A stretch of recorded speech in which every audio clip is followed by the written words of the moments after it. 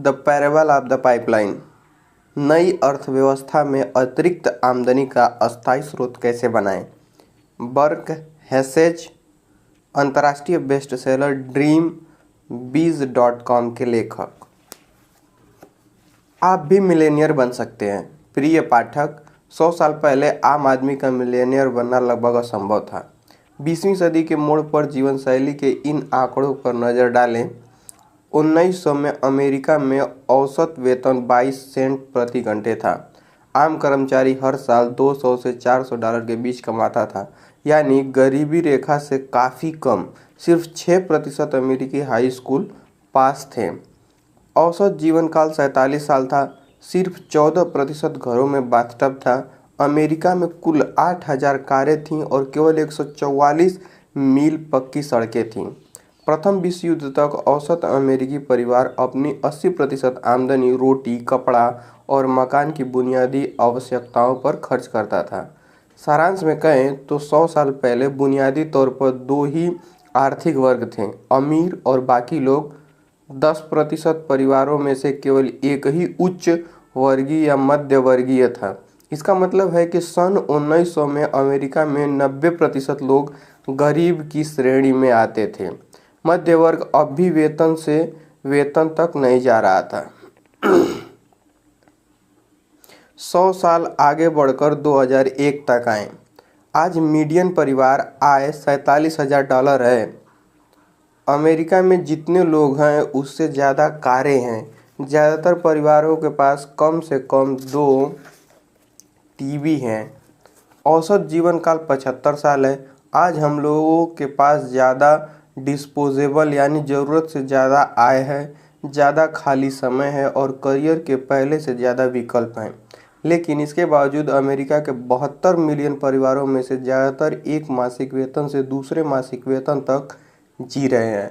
पारिवारिक घर, कारों और फर्नीचर को हटा दें तो औसत परिवार के पास कोई संपत्ति नहीं है, शून्य संपत्ति। हालांकि पारिवारिक आमदनी बढ़ी है, लेकिन पारिवारिक कर्ज और काम के घंटे भी बढ़ गए हैं। इस तस्वीर में क्या गलत या क्या गड़बड़ है? क्या आप गलत सिस्टम में काम कर रहे हैं? इसमें गड़बड़ यह है कि बहुत सारे लोग गलत योजना पर चल रहे हैं। वे गलत सिस्टम से जुड़ गए हैं और उनके पास इस बात की बुनियादी समझ नहीं है कि दौलत कैसे बनाई और जोड़ी जाती है। मैं एक साहसिक कथन कहने जा रहा हूं जिससे आपको सदमा लग सकता है, लेकिन यह पूरी तरह 16 आने सच है। सुनने के लिए तैयार हैं? लाग लपेट के बिना सीधे सीधे कहता हूं, हकीकत यह है कि आज मिलेनियर बनना संयोग का नहीं, चयन का मामला है। आपने सही सुना, आज मध्य वर्गीय आय कमाने वाला हर व्यक्ति मिलेनियर बन सकता है। असंभव? कतई नहीं।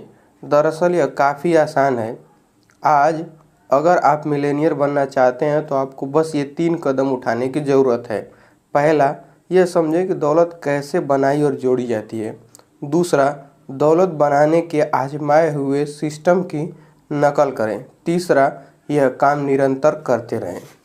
बस यही, सिर्फ ये 3 कदम उठाकर ही आम लोग $1 मिलियन की संपत्ति इकट्ठी कर सकते हैं और मिलेनियर बन सकते हैं।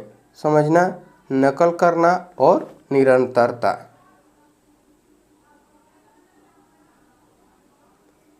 आप इस पुस्तक से क्या सीखेंगे? इस पुस्तक से आप आजमाई हुई रणनीतियाँ सीखेंगे।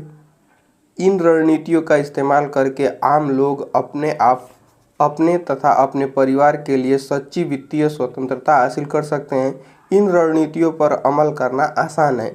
ये समय के इम्तिहान में भी खरी उतरी है और इनकी बदौलत पिछले 50 सालों में लाखों लोग मिलेनियर बने हैं।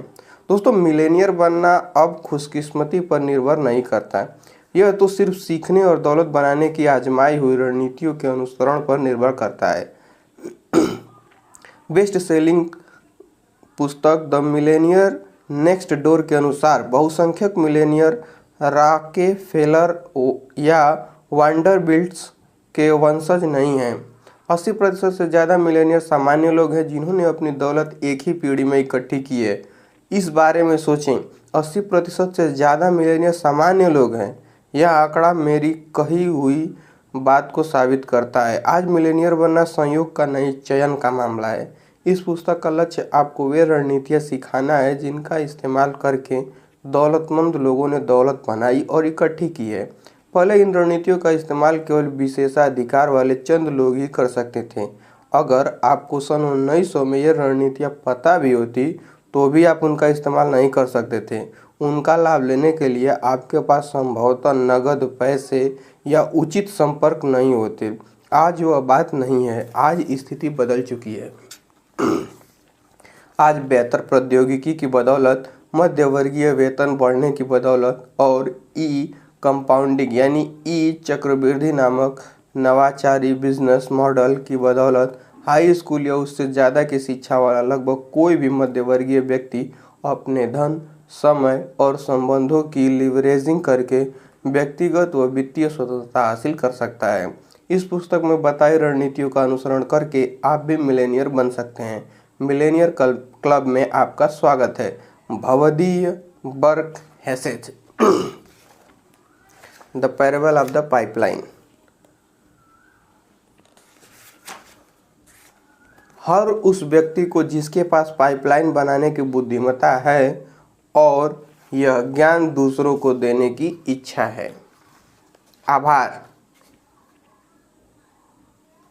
जब मैं डॉक्टर स्टीव प्राइस के बारे में सोचता हूँ तो अनुशासन, संकल्प, एकाग्रता और धैर्य वे शब्द हैं जो दिमाग में आते हैं।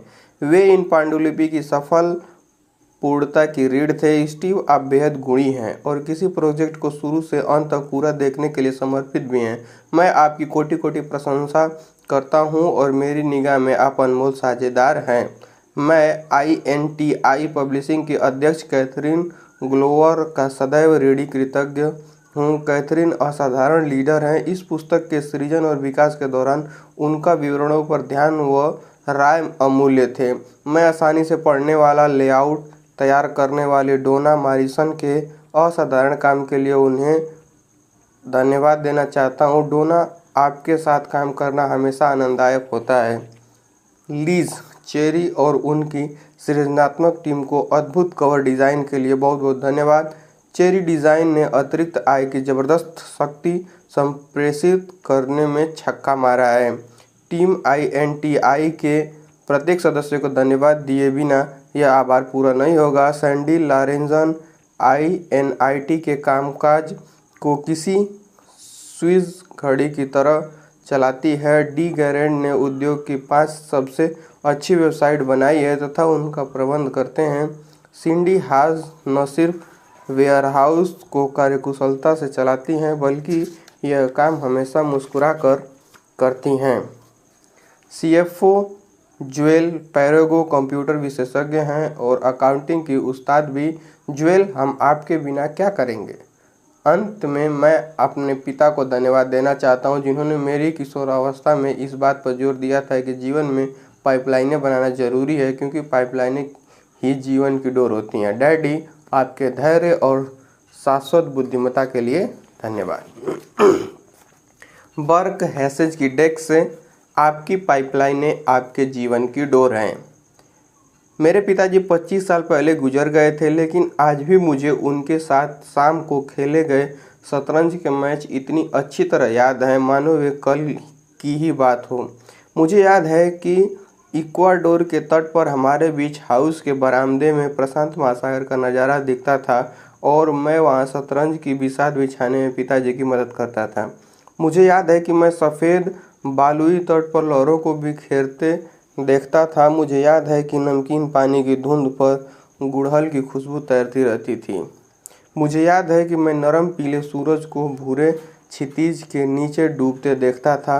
हम अंधेरा होने तक शतरंज खेलते थे। पिताजी बोलते थे, मैं सुनता था। मुझे याद है क्षितिज को निहारते वक्त उन्होंने कई बार यह वाक्य बोला था, कभी किसी चीज़ को अस्थायी मानकर न चलें। एक ही दिन में राजा से रंक, कभी किसी चीज़ को अस्थायी मानकर न चलें। पिताजी 1959 का जिक्र कर रहे थे जब कास्त्रो ने क्यूबा पर कब्जा किया था। इस क्रांति से पहले पिताजी क्यूबा के सबसे अमीर लोगों में गिने जाते थे। टाइम पत्रिका के एक लेख के अनुसार पिताजी की नेटवर्थ $20 मिलियन से ज़्यादा थी, जो आज के डॉलरों से डॉलरों में कम से कम 200 मिलियन डॉलर होगी। वे 12 अलग अलग व्यवसायों के मालिक थे, जिनमें कपास की मिल, रिटेल स्टोर, टेक्सटाइल मिल, रसायन बनाने वाला कारखाना और कमर्शियल रियल एस्टेट शामिल थे। जब कास्त्रो ने सत्ता हाथिया ली तो मेरे माता पिता खाली हाथ कोरे कपड़ों में भागकर जमैका पहुंचे। कास्त्रो ने पिताजी के व्यवसाय और बैंक खातों को जब्त कर लिया। साम्यवादियों का कहना था कि यह लोगों के खिलाफ अपराध की सजा है। पिताजी का एकमात्र अपराध यह था कि वे सफल थे और फिर उस सफलता को अस्थायी मानकर चले थे। अतीत को देखने पर यह स्पष्ट नजर आता है कि उन्हें अपनी कुछ संपत्तियां देश के बाहर पहुंचा देनी चाहिए थी, लेकिन उन्होंने ऐसा इसलिए नहीं किया क्योंकि वे यह मानकर चल रहे थे कि कास्त्रो कभी सरकार नहीं गिरा पाएंगे। पिताजी का अंदाजा गलत निकला और उन्हें अपनी दौलत गंवाकर इसकी कीमत चुकानी पड़ी। पाइपलाइनों की चेतावनी। पिताजी ने दोबारा दौलत बनाने की पूरी कोशिश की, लेकिन बुरी अर्थव्यवस्था और रोगी हृदय ने उनकी वापसी नहीं होने दी। अपने अंतिम दिनों में वे कटु नहीं थे, वे तो बस निराश थे कि उनका समय खत्म हो गया था। शतरंज खेलते समय पिताजी ने मुझे वे मुख्य सिद्धांत सिखाने की पूरी कोशिश की जिनकी बदौलत वे 50 सालों से भी कम उम्र में दौलतमंद बन सके थे। पिताजी अक्सर अपने खुद के व्यवसायों के मालिक बनने के महत्व पर उपदेश देते थे। स्वामित्व का मतलब है स्वतंत्रता और नियंत्रण। पिताजी मानते थे कि आपके पास जितने ज़्यादा व्यवसाय होते हैं उतना ही अच्छा रहता है। वे कहा करते थे, आपकी पाइपलाइनें आपके जीवन की डोर हैं। मैंने पिताजी की नसीहत को दिल में उतार लिया। मैंने अपना पहला व्यवसाय 25 साल की उम्र में शुरू कर दिया। आज मैं तीव्र विकास करने वाले कई व्यवसायों का मालिक हूँ। विडंबना देखें, मेरी एक कंपनी इक्विबोर पाइपलाइन व्यवसाय में है। सचमुच इक्विबोर जमीन के नीचे पाइप बिछाती है। इन पाइपों का इस्तेमाल पुरानी अर्थव्यवस्था की यूटिलिटी कंपनियां गैस और पानी की पाइपलाइनों की सुरक्षा के लिए करती हैं। नई अर्थव्यवस्था की टेलीकॉम कंपनियां इन पाइपों का इस्तेमाल अपने फाइबर ऑप्टिक्स केबलों के लिए करती हैं, जो भविष्य की पाइपलाइनें हैं। मेरे अमीर डैडी। उनके अमीर डैडी। पिताजी विविधता में बहुत विश्वास करते थे, इसलिए उनके 12 अलग अलग तरह के व्यवसाय थे। अगर आपके पास सिर्फ एक ही पाइपलाइन है तो आपके पास जीवन की एक ही डोर है।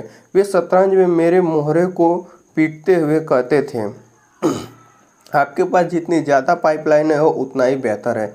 कुछ महीने पहले मैंने रॉबर्ट कियोसाकी का एक ऑडियो टेप देखा, what my rich dad taught me about investing.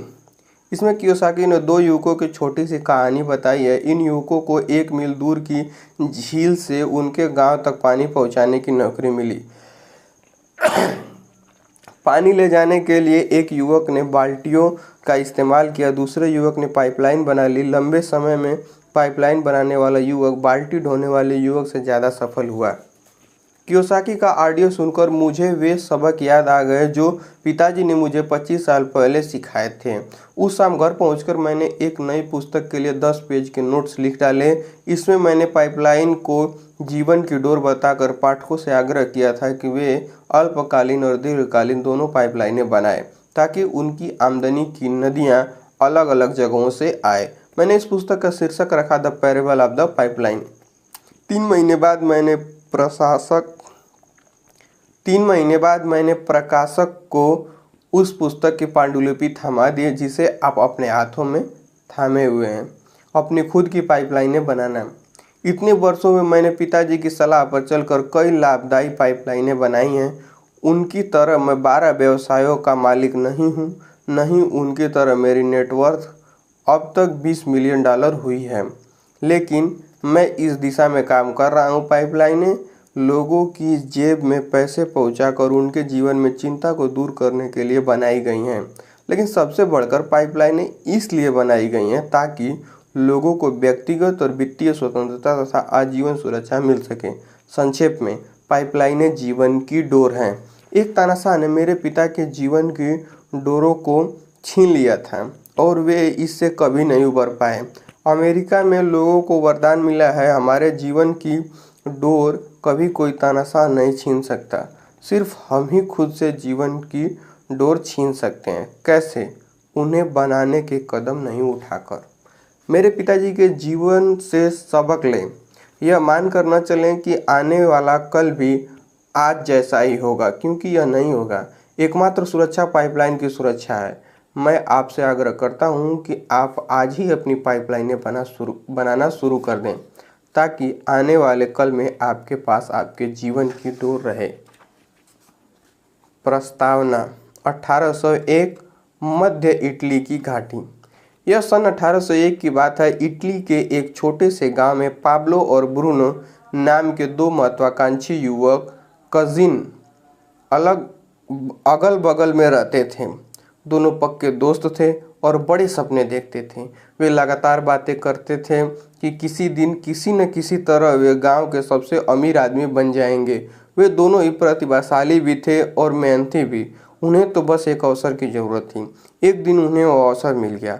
गांव वालों ने दो आदमियों को नियुक्त करने का निर्णय लिया, जो नज़दीक की नदी से पानी लाकर शहर के चौक के हौज में डालें। यह नौकरी पाब्लो और ब्रूनो को मिल गई। दोनों ने एक एक बाल्टी पकड़ी और नदी की तरफ चल दिए। शाम तक उन्होंने शहर के हौज को लबालब भर दिया था। गांव के मुखिया ने उन्हें पानी की हर बाल्टी के लिए एक एक पेनी का भुगतान किया। हमारा सपना सच हो गया, ब्रूनो चिल्लाया। मुझे अपनी खुशकिस्मती पर यकीन नहीं हो रहा है। लेकिन पाब्लो को इतना यकीन नहीं था। भारी बाल्टियां ढोने की वजह से उनकी पीठ में दर्द हो रहा था और उसके हाथों में छाले पड़ गए थे। अगली सुबह फिर उन्हें ढोने की बात सोचकर ही उसे दहशत हो रही थी। उसने संकल्प लिया कि वह नदी से गांव तक पानी लाने का कोई ज़्यादा अच्छा उपाय सोचेगा। पाब्लो बना पाइपलाइन पुरुष। जब वे दोनों अगली सुबह अपनी अपनी बाल्टियां उठाकर नदी की तरफ जाने लगे तो पाब्लो ने कहा, ब्रूनो, मेरे पास एक योजना है। चंद सिक्कों के बदले में दिन भर बाल्टियां ढोने के बजाय क्यों न हम नदी से गांव तक पाइपलाइन बना लें। ब्रूनो चलते चलते एक कदम रुक गया। पाइपलाइन? ऐसा किसने सुना है? ब्रूनो चिल्लाया। पाब्लो, हमारे पास एक बेहतरीन नौकरी है। मैं एक दिन में 100 बाल्टियां उठा सकता हूँ। एक बाल्टी के बदले एक पेनी मिलती है, यानी दिन भर में $1। यानी मैं धन्ना सेठ हूँ। सप्ताह भर में मैं जूतों की नई जोड़ी खरीद सकता हूँ। महीने भर में गाय खरीद सकता हूँ। 6 महीनों में मैं एक नई झोपड़ी बना सकता हूँ। हमारे पास इस शहर की सबसे अच्छी नौकरी है। देखो, हमें वीकेंड में छुट्टी मिलती है और हर साल 2 सप्ताह की सवैतनिक वैकेशन भी मिलती है। हम जिंदगी भर के लिए सही जगह पर पहुंच चुके हैं। अपनी पाइपलाइन के इरादे को दिमाग से निकाल दो। लेकिन पाब्लो इतनी आसानी से हतोत्साहित होने वाला नहीं था। उसने अपने पक्के दोस्त को पाइपलाइन की योजना धैर्य से समझाई। पाब्लो दिन के आधे हिस्से में बाल्टी ढोने का काम करेगा और दिन के बाकी आधे हिस्से तथा वीकेंड में अपनी पाइपलाइन बनाएगा। पाब्लो जानता था कि पथरीली जमीन में नाली खोदने में बहुत मेहनत लगेगी। चूंकि उसे ढोई गई बाल्टियों की संख्या के हिसाब से वेतन मिल रहा था, इसलिए वह जानता था कि उसकी आमदनी पहले पहल कम हो जाएगी। वह यह भी जानता था कि उसकी पाइपलाइन से अच्छा मुनाफा होने में 1 या 2 साल लग जाएंगे। ब्रूनो नहीं माना, लेकिन पाब्लो को अपने सपने पर विश्वास था, इसलिए वह अपनी योजना पर अमल करने में जुट गया। पाइपलाइन की प्रगति। ब्रूनो और बाकी गांव वाले पाब्लो की हंसी उड़ाने लगे। वे उसे मजाक में पाब्लो पाइपलाइन पुरुष कहते थे। ब्रूनो पाब्लो से दोगुना काम कर रहा था, इसलिए वह लगभग दोगुने पैसे भी कमा रहा था। वह अपनी नई खरीदी चीज़ों की शान झाड़ता रहता। उसने चमड़े की नई काठी वाला एक गधा खरीद लिया, जो उसकी नई 2 मंजिला झोपड़ी के बाहर खड़ा रहता था। उसने नए कपड़े खरीदे। वह सराय में लजीज भोजन करने लगा। गांव वाले उसे मिस्टर ब्रूनो कहते थे और जब वह शराब खाने मौजूद सभी लोगों को अपनी तरफ से एक गिलास शराब पिलाता था तो वे सभी उसकी तारीफों के पुल बांधते थे और उसके मजाक पर जमकर हंसते थे। छोटे काम यानी बड़े परिणाम। जब ब्रूनो शाम को और वीकेंड में अपने जालीदार झूले में लेटा रहता था, तब पाब्लो अपनी पाइपलाइन खोदता रहता था। पहले कुछ महीनों में तो पाब्लो की मेहनत का कोई फल नहीं दिख रहा था।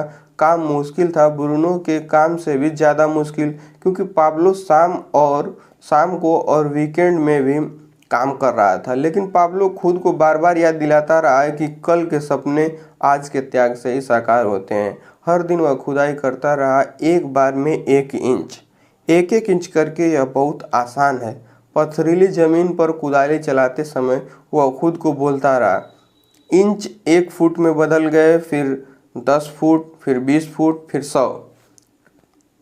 अल्पकालीन कष्ट का मतलब है दीर्घकालीन लाभ। वह खुद को याद दिलाता था। जब वह दिन भर के काम के बाद थका मांदा अपनी सामान्य झोपड़ी में घुसता था, वह अपनी सफलता को मापने के लिए हर दिन के लक्ष्य तय करता था और देखता था कि वे पूरे हुए हैं या नहीं। वह यह बात जानता था कि आगे चलकर उसे अपने प्रयासों की तुलना में बहुत बहुत ज़्यादा पुरस्कार मिलेंगे। अपनी निगाह पुरस्कार पर रखो, उसने बार बार दोहराया। जब वह गांव के शराबखाने से आती हंसी की आवाज़ें सुनते हुए सो गया। अपनी निगाह पुरस्कार पर रखें, निचले वाला पलड़ा ऊपर पहुंच जाता है। दिन महीनों में बदल गए। एक दिन पाब्लो को इस बात का एहसास हुआ कि उसकी पाइपलाइन आधी पूरी हो गई थी। इसका मतलब यह था कि उसे अपनी बाल्टियां भरने के लिए अब सिर्फ आधी दूर तक ही पैदल चलना होगा। बचने वाले समय को भी पाब्लो ने अपनी पाइपलाइन पर काम करने में लगा दिए। पाइपलाइन पूरी होने की तारीख तेजी से और ज़्यादा तेजी से करीब आ रही थी। पाइपलाइन बनाने के बीच आराम करते समय पाब्लो अपने पुराने दोस्त ब्रूनो को बाल्टियां ले जाते देखता था। ब्रूनो के कंधे अब काफ़ी झुक गए थे, वह दर्द में झुका हुआ था और हर दिन हमाली करने की वजह से उसकी चाल धीमी हो गई थी। अब ब्रूनो नाराज और खिन्न था। वह इस बात से चिढ़ रहा था कि वह हर दिन बाल्टियां ढोने के लिए वह भी सख्त है, जिंदगी भर। अब वो अपने जालीदार झूले में कम समय बिताता था और शराब खाने में ज़्यादा समय बिताता था। शराब खाने के लोग ब्रूनो को आते देखकर फुसफुसाते थे, लो ब्रूनो बाल्टी वाला आ गया। फिर जब शहर का अव्वल शराबी ब्रूनो की झुकी हुई मुद्रा और पैर घसीटकर चलने वाली चाल की नकल करता था तो सभी लोग खीखी करने लगते थे। अब ब्रूनो सबको अपनी तरफ से एक गिलास शराब नहीं पिलाता था, नहीं वह चुटकुले सुनाता था। अब तो वह खाली बोतलों से भरे अंधेरे कोने में अकेले बैठना पसंद करता था। आखिरकार पाब्लो का बड़ा दिन आ गया। पाइपलाइन पूरी हो गई। गांव वालों ने आसपास भीड़ लगा ली। जब पानी पाइपलाइन से बहता हुआ गांव के हौज में आ गया, अब गांव के पास ताज़े पानी की अस्थायी आपूर्ति हो चुकी थी, इसलिए आसपास के इलाके के लोग उस गांव में आकर बसने लगे और इसका विकास हुआ तथा यह समृद्ध हुआ। एक बार जब पाइपलाइन पूरी हो गई तो पाब्लो को बाल्टियां ढोकर पानी लाने की कोई ज़रूरत नहीं रह गई। पानी बहता रहता था, चाहे वह काम करे या न करे। यह तब भी बहता रहता था जब वह खाना खाता था, यह तब भी बहता रहता था जब वह सोता था, यह वीकेंड पर भी बहता रहता था जब वह खेलता था। गांव में जितना ज़्यादा पानी बहकर रहता था उतना ही ज़्यादा पैसा बहकर पाब्लो की जेब में आ जाता था। पाइपलाइन वाला पाब्लो अब चमत्कारी पाब्लो के नाम से मशहूर हो गया। नेताओं ने उसकी दूरदृष्टि की प्रशंसा की और उससे मेयर का चुनाव लड़ने को कहा, लेकिन पाब्लो समझता था कि उसने जो किया था वह चमत्कार नहीं था, यह तो एक बहुत बड़े सपने का सिर्फ पहला चरण था। देखिए, पाब्लो के पास ऐसी योजनाएं थी जो उसके गांव से बहुत बहुत आगे तक जाती थी। पाब्लो की योजना पूरे संसार में पाइपलाइनें बनाने की थी। मदद के लिए अपने मित्र को नियुक्त करना। पाइपलाइन आने की वजह से ब्रूनो बाल्टी वाले का काम ठप हो गया। पाब्लो को दुख होता था जब वो अपने पुराने दोस्त को शराब खाने में मुफ्त शराब के लिए भीख मांगते देखता था। इसलिए पाब्लो ने ब्रूनो के साथ एक मुलाकात तय की। ब्रूनो, मैं यहाँ तुम्हारी मदद मांगने आया हूँ। ब्रूनो ने अपने झुके हुए कंधे सीधे किए और उसकी काली आंखें सिकुड़ गईं। उसने फुफकारते हुए कहा, मेरा मजाक मत उड़ाओ। पाब्लो ने कहा, मैं यहाँ शान झाड़ने नहीं आया हूँ, मैं तो तुम्हें एक बेहतरीन कारोबारी अवसर देने आया हूँ। मेरी पहली पाइपलाइन पूरी करने में मुझे 2 साल से ज़्यादा लग गए, लेकिन इन 2 सालों में मैंने बहुत कुछ सीखा है। मैं जानता हूँ कि किन औजारों का इस्तेमाल करना है, कहाँ खोदना है, कैसे पाइपलाइन बिछानी है। रास्ते में चलते चलते मैंने नोट्स लिए हैं और एक ऐसा सिस्टम तैयार किया है जिससे मैं एक और पाइपलाइन बना सकता हूँ, और फिर एक और एक और। मैं अकेला ही 1 साल में पाइपलाइन बना सकता हूँ, लेकिन यह मेरे समय का सर्वश्रेष्ठ उपयोग नहीं होगा। मेरी योजना यह है कि मैं तुम्हें और दूसरों को यह सिखा दूँ कि पाइपलाइन कैसे बनानी है, और इसके बाद तुम दूसरों को सिखाना, और हम में से हर व्यक्ति दूसरों को सिखाएगा जब तक कि इस इलाके के हर गांव में पाइपलाइन न पहुंच जाए, फिर देश के हर गांव में एक पाइपलाइन न पहुंच जाए, और अंततः पूरे संसार के हर गांव में एक पाइपलाइन न पहुंच जाए। जरा सोचो, पाब्लो ने आगे कहा, हम उन पाइपलाइनों से गुजरने वाले 1 गैलन पानी के बदले में थोड़े पैसे ले सकते हैं। पाइपलाइनों से जितना ज़्यादा पानी बहेगा, हमारी जेब में भी उतना ही ज़्यादा पैसा बहकर आ जाएगा। मैंने जो पाइपलाइन बनाई है वह सपने का अंत नहीं है, यह तो सिर्फ शुरुआत है। ब्रूनो को आखिरकार बड़ी तस्वीर दिख गई। वह मुस्कुराया और उसने अपना सख्त हाथ अपने पुराने दोस्त की तरफ बढ़ा दिया। उन्होंने हाथ मिलाया और फिर पुराने बिछड़े दोस्त की तरह गले मिल गए। बाल्टी ढोने वाले संसार में पाइपलाइन के सपने। वर्षों गुजर गए। पाब्लो और ब्रूनो काफ़ी पहले रिटायर हो चुके हैं, लेकिन उनका विश्वव्यापी पाइपलाइन व्यवसाय अभी उनके बैंक खातों में हर साल करोड़ों डॉलर बहाकर लाता है। कई बार तो देहात में यात्रा करते वक्त पाब्लो और ब्रूनो पानी की बाल्टियां ढोने वाले युवक के पास से गुजरते थे। यह देखकर बचपन के दोस्त रुक जाते थे। वे युवकों को अपनी कहानी बताते थे और उनकी खातिर पाइपलाइन बनाने में उनकी मदद करने का प्रस्ताव रखते थे। कुछ लोग उनकी बात सुनते थे और पाइपलाइन व्यवसाय शुरू करने के अवसर पर उछल पड़ते थे, लेकिन दुखद बात यह है कि ज़्यादातर बाल्टी ढोने वाले जल्द ही पाइपलाइन के विचार को खारिज कर देते थे। पाब्लो और ब्रूनो बार बार एक जैसे बहाने सुनते थे, मेरे पास समय नहीं है, मेरे दोस्त ने मुझे बताया था कि वह एक दोस्त के दोस्त को जानता है जिसने पाइपलाइन बनाने की कोशिश की थी और नाकाम रहा था।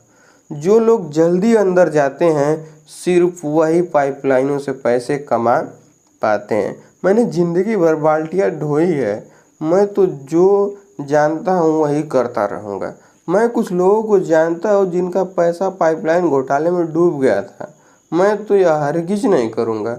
इतने सारे लोगों में भविष्य दृष्टि का अभाव था। यह देखकर पाब्लो और ब्रूनो दुखी हो जाते थे, लेकिन दोनों दोस्त बाद में इस तथ्य को स्वीकार कर लेते थे कि वे बाल्टी ढोने वाले संसार में रहते हैं, इसलिए बहुत कम लोग ही पाइपलाइन के सपने देखने की हिम्मत कर सकते हैं।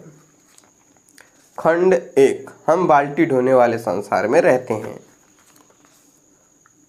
अध्याय 1, आप कौन हैं? बाल्टी ढोने वाले हमाल या पाइपलाइन निर्माता? ब्रूनो, मेरे पास एक योजना है। जब अगली सुबह वे दोनों अपनी बाल्टी लेकर नदी से पानी लाने के लिए चले तो पाब्लो ने कहा, चंद सिक्कों के बदले में दिन भर बाल्टियाँ ढोने के बजाय हम नदी से गांव तक पाइपलाइन क्यों न बना लें? ब्रूनो चलते चलते एकदम रुक गया। पाइपलाइन? ऐसा किसने सुना है? ब्रूनो चिल्लाया, the parable of the pipeline से। आप कौन हैं? बाल्टी ढोने वाले हमाल या पाइपलाइन के निर्माता? क्या आपको सिर्फ तभी पैसे मिलते हैं जब आप खुद जाकर काम करते हैं, बाल्टी वाले हमाल ब्रूनो की तरह, या फिर आप एक बार काम करते हैं और आपको उसके बदले में बार बार पैसे मिलते हैं, पाइपलाइन निर्माता पाब्लो की तरह? अगर आप ज़्यादातर लोगों जैसे हैं तो आप बाल्टी ढोने वाली योजना पर काम कर रहे हैं। मैं इसे समय के बदले पैसे का जाल कहता हूँ। आप समीकरण जानते हैं, 1 घंटे के काम के बदले 1 घंटे का भुगतान, 1 महीने के काम के बदले 1 महीने का भुगतान, 1 साल के काम के बदले 1 साल का भुगतान। जाना पहचाना लगता है। बाल्टी ढोने के साथ समस्या यह है कि जब बाल्टी ढोना बंद हो जाता है तो पैसा आना भी बंद हो जाता है, जिसका मतलब है कि सुरक्षित नौकरी या सपनों की नौकरी सिर्फ एक मुगालता है। बाल्टियाँ ढोने का अंदरूनी खतरा यह है कि आमदनी निरंतर नहीं, अस्थायी होती है। अगर ब्रूनो किसी दिन सुबह उठे और उसकी पीठ अकड़ी हुई हो और वह बिस्तर से न उठ पाए तो वह उस दिन कितने पैसे कमाएगा? शून्य। कोई काम नहीं तो कोई दाम नहीं। यही बाल्टी ढोने वाली हर नौकरी में होता है। एक बार जब बाल्टी ढोने वाले अपनी मेडिकल छुट्टियों और वैकेशन की छुट्टियों का इस्तेमाल कर लेते हैं तो उसके बाद अगर वे बाल्टियां नहीं ढोएंगे तो उन्हें वेतन का चेक नहीं मिलेगा। गणित बहुत सरल है। कोई बाल्टी नहीं बराबर कोई भुगतान नहीं। दंत चिकित्सक अब बाल्टियां नहीं ढो सकती। यहाँ असल जीवन का एक उदाहरण है।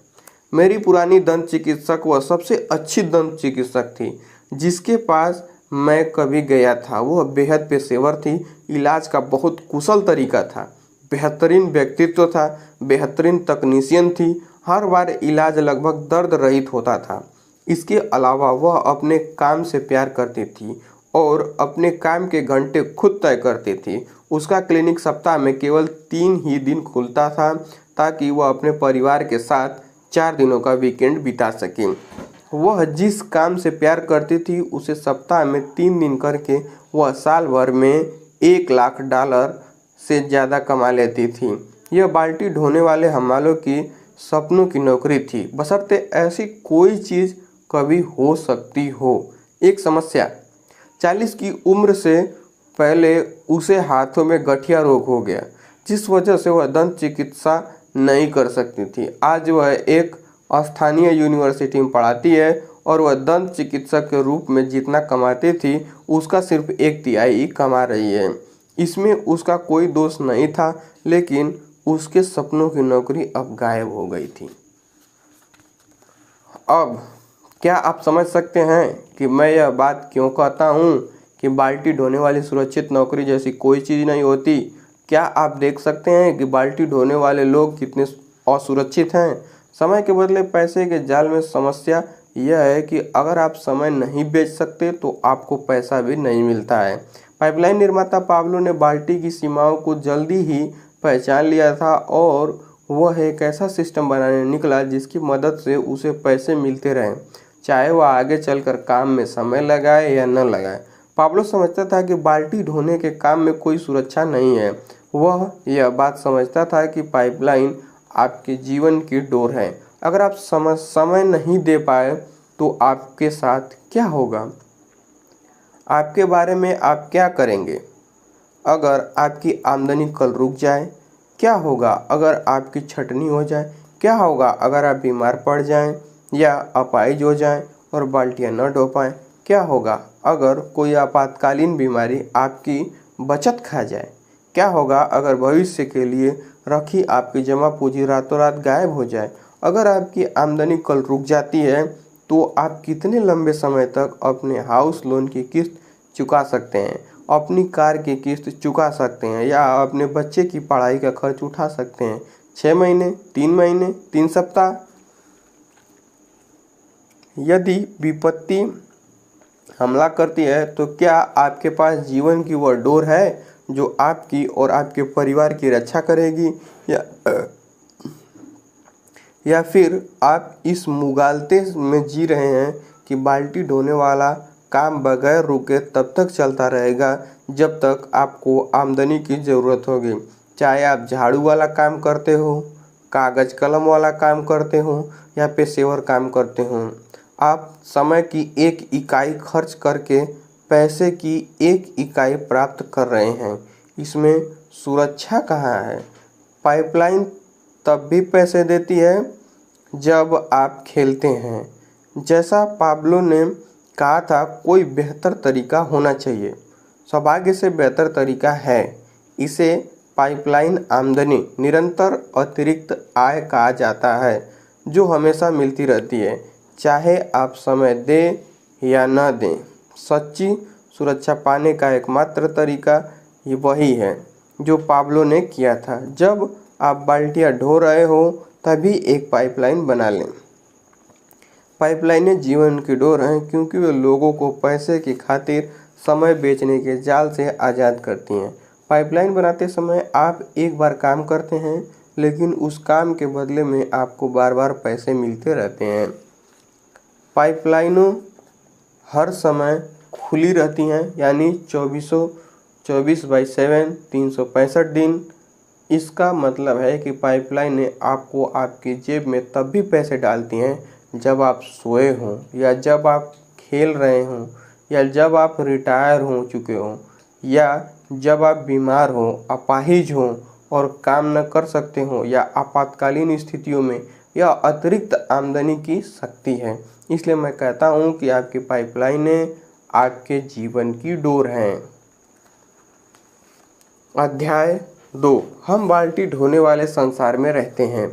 पाब्लो, हमारे पास एक बेहतरीन नौकरी है। मैं एक दिन में 100 बाल्टियाँ उठा सकता हूँ। एक बाल्टी के बदले 1 पेनी मिलती है, यानी दिन भर में $1। यानी मैं धन्ना सेठ हूँ। सप्ताह भर में मैं जूतों की नई जोड़ी खरीद सकता हूँ, महीने भर में गाय खरीद सकता हूँ, 6 महीनों में मैं एक नई झोपड़ी बना सकता हूँ। हमारे पास इस शहर की सबसे अच्छी नौकरी है।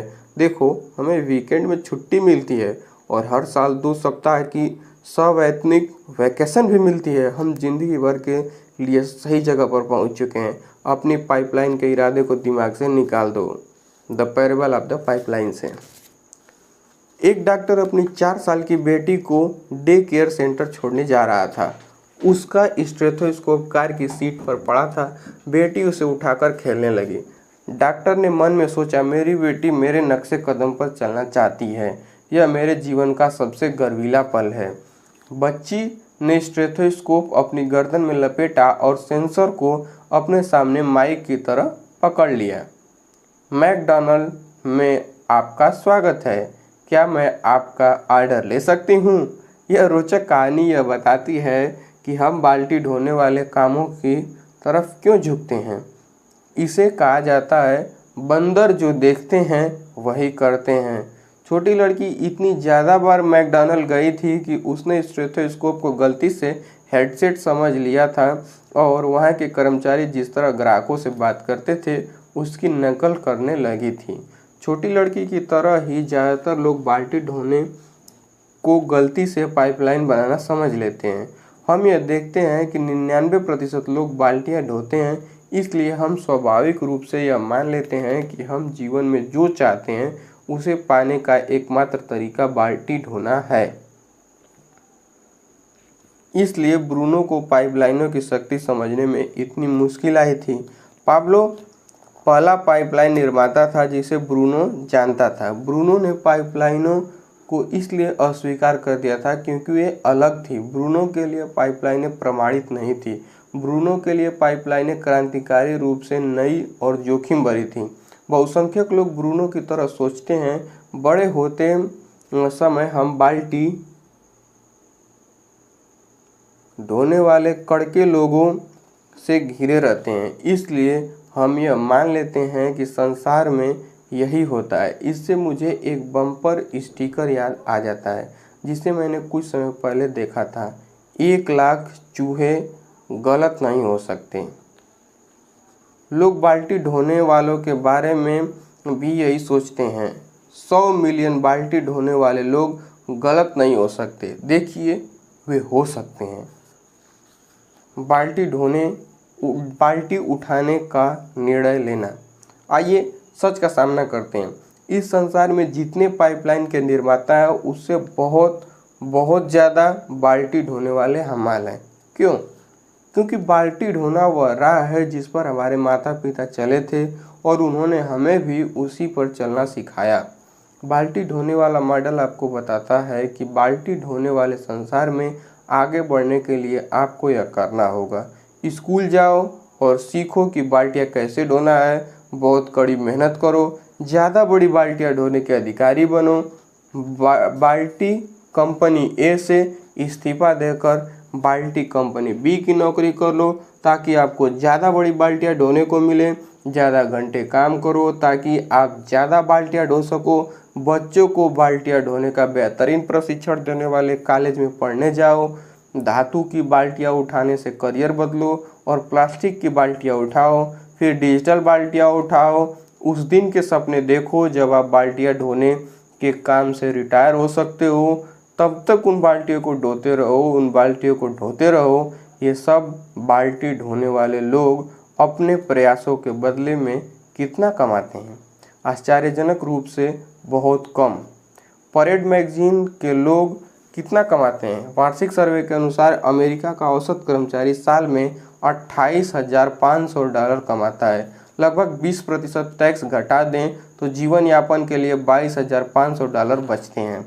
आइए सच का सामना करते हैं। $22,500 इतनी रकम नहीं है कि 4 लोगों के परिवार की बुनियादी ज़रूरतें पूरी हो जाए। इसका मतलब है बहुसंख्यक लोग ज़्यादा पैसों के लिए बुरी तरह छटपटा रहे हैं। बाल्टियों की झांकी। जब बाल्टियाँ ढोने वालों को ज़्यादा पैसे चाहिए होते हैं तो वे क्या करते हैं? क्योंकि उनकी बाल्टी ढोने वाली मानसिकता है, इसलिए वो बाल्टी ढोने वाला समाधान सोच लेते हैं। अगर आपको ज़्यादा पैसे की ज़रूरत हो तो आपको ज़्यादा बाल्टियाँ ढोनी होंगी। बाल्टी ढोने वाले डैडी कहते हैं, मैं शाम को और वीकेंड में बाल्टियाँ ढोने वाली दूसरी नौकरी कर लूँगा। बाल्टी ढोने वाली मम्मी कहती है, बच्चों के पैदा होने से पहले मैं बाल्टियाँ ढोने की जो नौकरी करती थी उसे दोबारा कर सकती हूँ। बाल्टियाँ ढोने वाले मम्मी डैडी गुजारा करते हैं, बच्चे स्कूल के बाद और गर्मियों में बाल्टियाँ ढोने का काम कर सकते हैं और यही वे करते हैं। परिणाम, आज उत्तर अमेरिका के लोग संसार में सबसे लंबे घंटे काम करते हैं, काम के दीवाने जापानियों से भी ज़्यादा। क्या ज़्यादा बाल्टियाँ ढोकर ज़्यादा पैसे कमाने की योजना कामयाब हो रही है? एक शब्द में, नहीं। यहाँ भावहीन कठोर तथ्य बताए जा रहे हैं। उपभोक्ता कर्ज रिकॉर्ड स्तर पर है। अमेरिका में मकान पर कर्ज पिछले 17 सालों में 4 गुने से ज़्यादा हो गए हैं। आज औसत परिवार के पास डिस्पोजेबल या प्रयोग के लिए उपलब्ध आमदनी में जो $1 होता है उस पर 95 सेंट का कर्ज है। परिवार के भरण पोषण के लिए काम करने वाली महिलाओं का अनुपात पिछले 20 सालों में 2 गुने से ज़्यादा हो गया है। यह 1980 में 19% था, जो आज बढ़कर 46% हो चुका है। बिल चुकाने के लिए ज़्यादा से ज़्यादा लोग अपनी सबसे बड़ी अकेली संपत्ति यानी उनके घर पर दूसरी और तीसरी मॉर्गेज ले रहे हैं।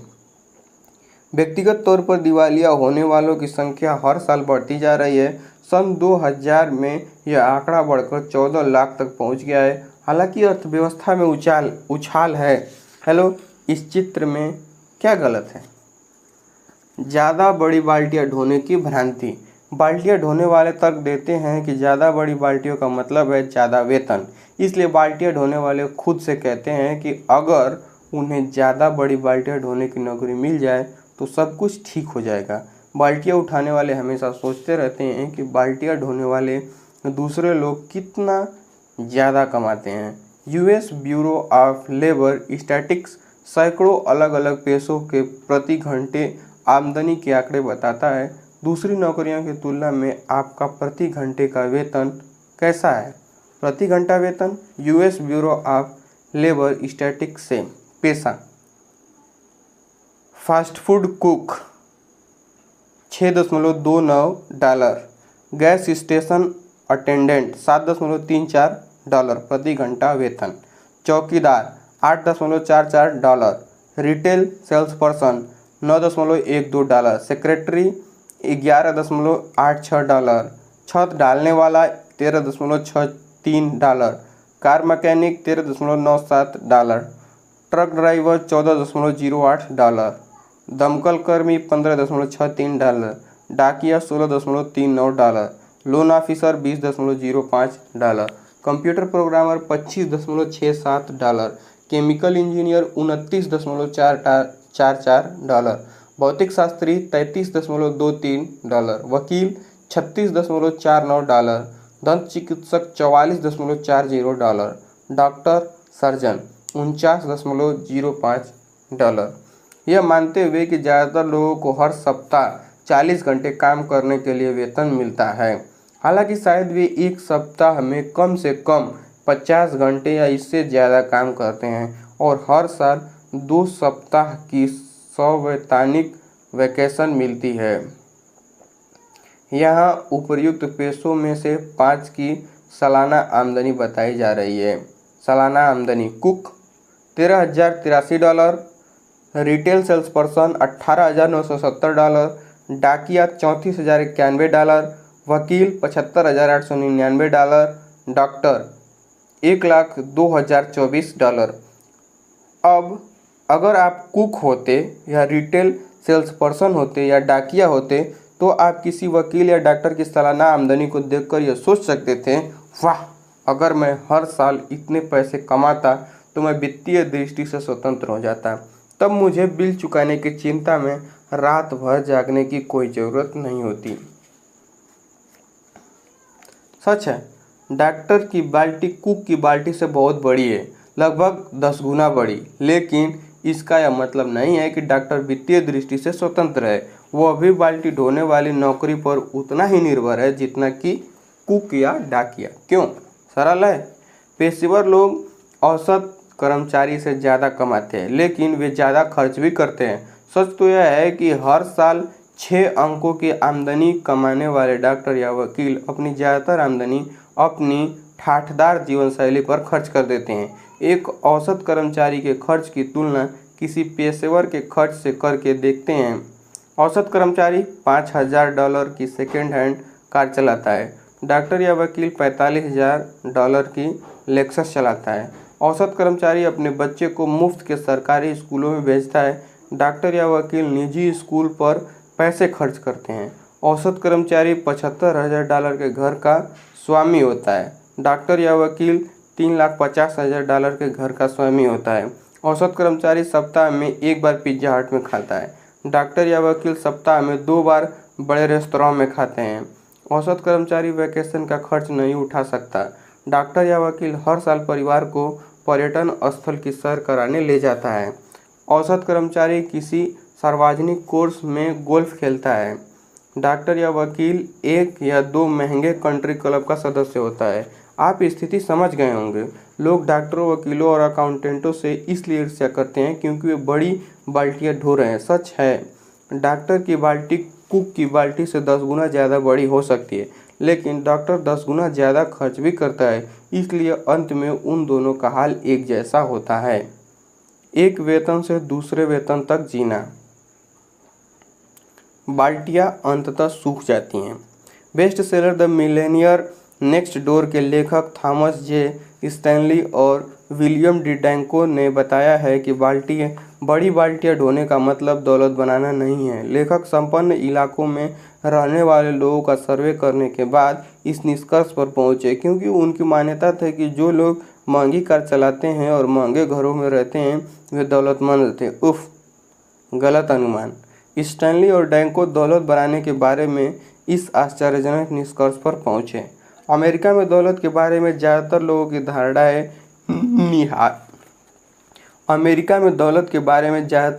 धारणाएं निहायत ही गलत हैं। दौलत का मतलब आमदनी नहीं।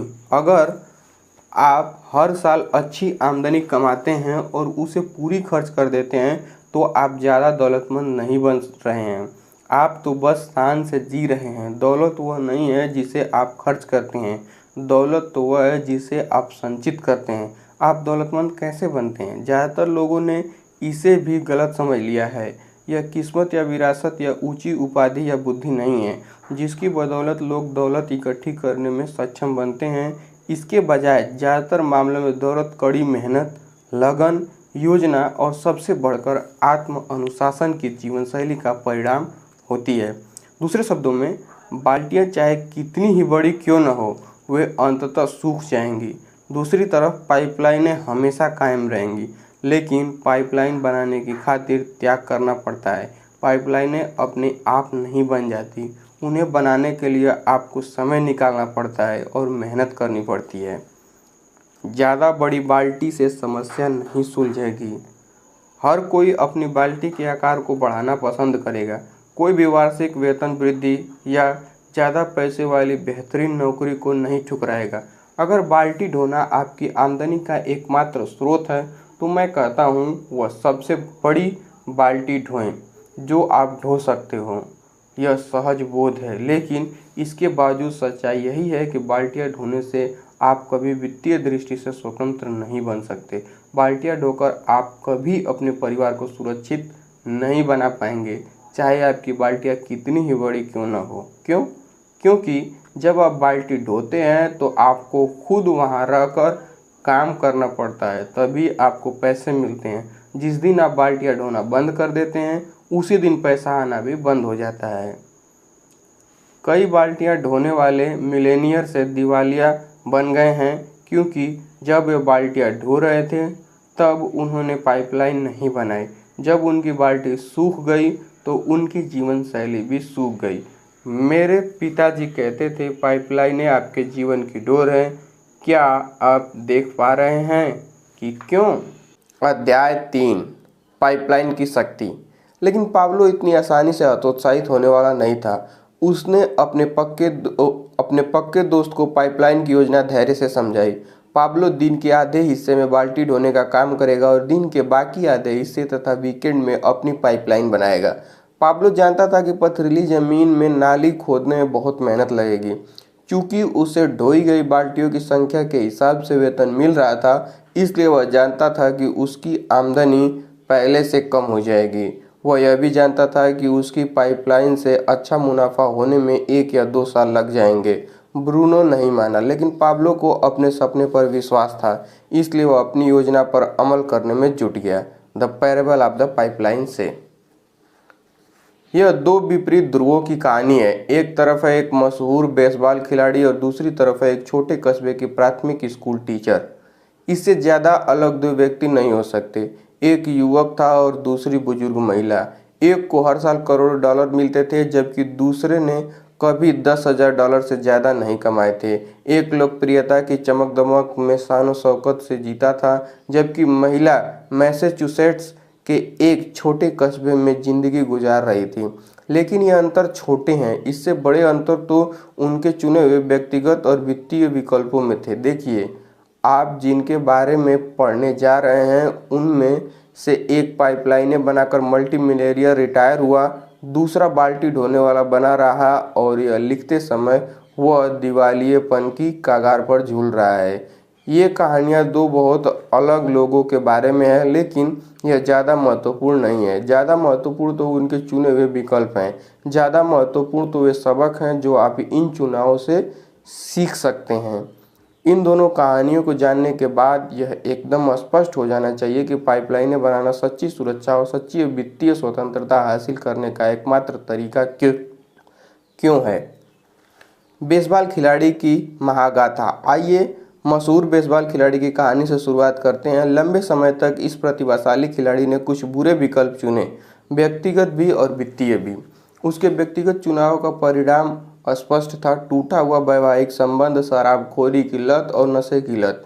यह अपने आप में पर्याप्त बुरा है, लेकिन उसके वित्तीय चुनाव भी उतने ही बुरे रहे हैं, क्योंकि आज की तारीख में वह कड़का है। मुझे यकीन है कि आपने इस खिलाड़ी के बारे में सुना होगा। वह लगभग 20 साल से लोकप्रियता की चमक दमक में रह रहा है। उसका नाम है डेरिल स्ट्रॉबेरी। उसकी कहानी हमें आगाह करती है कि वित्तीय स्वतंत्रता हासिल करने के लिए हमें क्या नहीं करना चाहिए। डेरिल स्ट्रॉबेरी का लगभग आधा जीवन पेशेवर बेसबॉल खेलते खेलते गुजरा है। यह 38 वर्षीय आउटफील्डर किशोरावस्था में एक बड़ी लीग में खेलने लगा था और उसे तुरंत ही अगला टेड विलियम्स घोषित कर दिया गया था। स्ट्रॉबेरी ने अपने करियर में भारी दौलत कमाई, हर साल 2 से 5 मिलियन डॉलर के बीच, और यह तो सिर्फ बेसबॉल खेलने से होने वाली आमदनी थी। इसके अलावा विज्ञापनों, व्यक्तिगत उपस्थिति वाले कार्यक्रमों, भाषणों और ऑटोग्राफ दस्तखत के भी हर साल $2 मिलियन जोड़ लें। इस तरह कुल मिलाकर अपने 40वें जन्मदिन से पहले वह 50 से 100 मिलियन डॉलर कमा चुका है। स्ट्रॉबेरी हमेशा नहीं खेलता है। इतने ज़्यादा पैसे कमाने वाले आदमी की पूरी ज़िंदगी शान शौकत से गुजरेगी, सही है? गलत है। एक स्थानीय अखबार में खबर छपी थी, स्ट्रॉबेरी के पास अपनी वर्तमान पत्नी कैरिस और उनके 3 बच्चों को सहारा देने के लिए कोई आमदनी या बचत नहीं है। $100 मिलियन कमाए और उसमें से कुछ भी नहीं बचाया। हुआ क्या था? उसने सब कुछ खर्च कर दिया था। महंगे मकान, महंगी कारें, कानूनी विवादों से रक्षा करने के लिए महंगे वकील, महंगा तलाक, नशे और शराब के महंगे पुनर्वास क्लिनिक। जब मैं यह लिख रहा हूँ तो स्ट्रॉबेरी को बेसबॉल खेलने से निलंबित कर दिया गया है। इसका मतलब है कि उसके पास कोई आमदनी नहीं आ रही है। जो एकमात्र चीज़ अब भी आ रही है, वे है बिल। और बिल हर दिन हर महीने उसी तरह लगातार आ रहे हैं जिस तरह मानसून में बारिश आती है। मिलेनियर कैसे बने? दूसरी कहानी का अंत काफ़ी अलग है। यह छोटे कस्बे में रहने वाली मार्गरेट ओ डानेल नामक टीचर की कहानी है। इस कहानी से यह साबित होता है कि बड़ी पाइपलाइनें बनाने के लिए आपको बड़ी बाल्टियां ढोने की ज़रूरत नहीं है। श्रीमती ओ डानेल ने 50 साल से ज़्यादा समय तक स्कूल में पढ़ाया। जब 70 की उम्र के बाद वह रिटायर हुई तो वह हर साल लगभग $8,500 कमा रही थी। लेकिन 100 वर्ष की उम्र में अपनी मृत्यु के समय वह 10 अलग अलग परोपकारी संस्थाओं को लगभग $2 मिलियन छोड़कर गई, जिसमें उनका चर्च, उनकी पढ़ाई कराने वाले स्कूल और बॉय स्काउट ट्रूप शामिल थे। $10,000 प्रति वर्ष से भी कम आमदनी वाली महिला इतनी भारी दौलत कैसे इकट्ठा कर सकती थी? आसान है। उसने अच्छे शेयरों में नियमित मासिक निवेश करके दीर्घकालीन निवेश पाइपलाइन बनाई और इसे समय के साथ चक्रवृद्धि होने दिया। मार्गरेट को शेयरों में मजा आता था। उसने ब्रोकर बॉब बोलास्के ने कहा, पहली बार जब मैं उनसे मिला तो उन्होंने मेरी डेस्क पर 3 कागज फेंक कर कहा था, मैं इन कुत्तों के साथ क्या करूं? वे उन शेयरों के बारे में बोल रही थी जो अच्छे नहीं चल रहे थे। अगले 20 साल तक मार्गरेट का पोर्टफोलियो फलता फूलता रहा। इसमें ब्लू चिप शेयरों, कर मुक्त बॉन्ड और यूटिलिटी स्टॉक्स का संग्रह शामिल था जो मृत्यु तक उनके पास रहा। उन्होंने अपने किसी भी निवेश को शायद ही कभी छुआ, लेकिन वो अपनी रिटायरमेंट पाइपलाइन को साल दर साल बनाने में जुटी रही। छोटे त्याग, बड़े परिणाम। अब अगर आप यह सोच रहे हो कि मार्गरेट उन पाई बचाने वाली कुंवारी महिलाओं जैसी थी जो कूपन काटती है और उपयोग किए हुए टी बैग बचाती है, तो आप गलत सोच रहे हैं। वह प्रायः सहेलियों के साथ बाहर खाना खाने जाती थी, नई बुक चलाती थी और प्रायः लंबी छुट्टियों का आनंद लेने के लिए विमान से यूरोप जाती रहती थी। इस महिला ने खुद को जीवन के आनंदों से वंचित नहीं किया, लेकिन उन्होंने खर्च में अनुशासन और संयम का परिचय दिया। उसने हर महीने बचत की, हर महीने निवेश किया, रिटायरमेंट के बाद भी।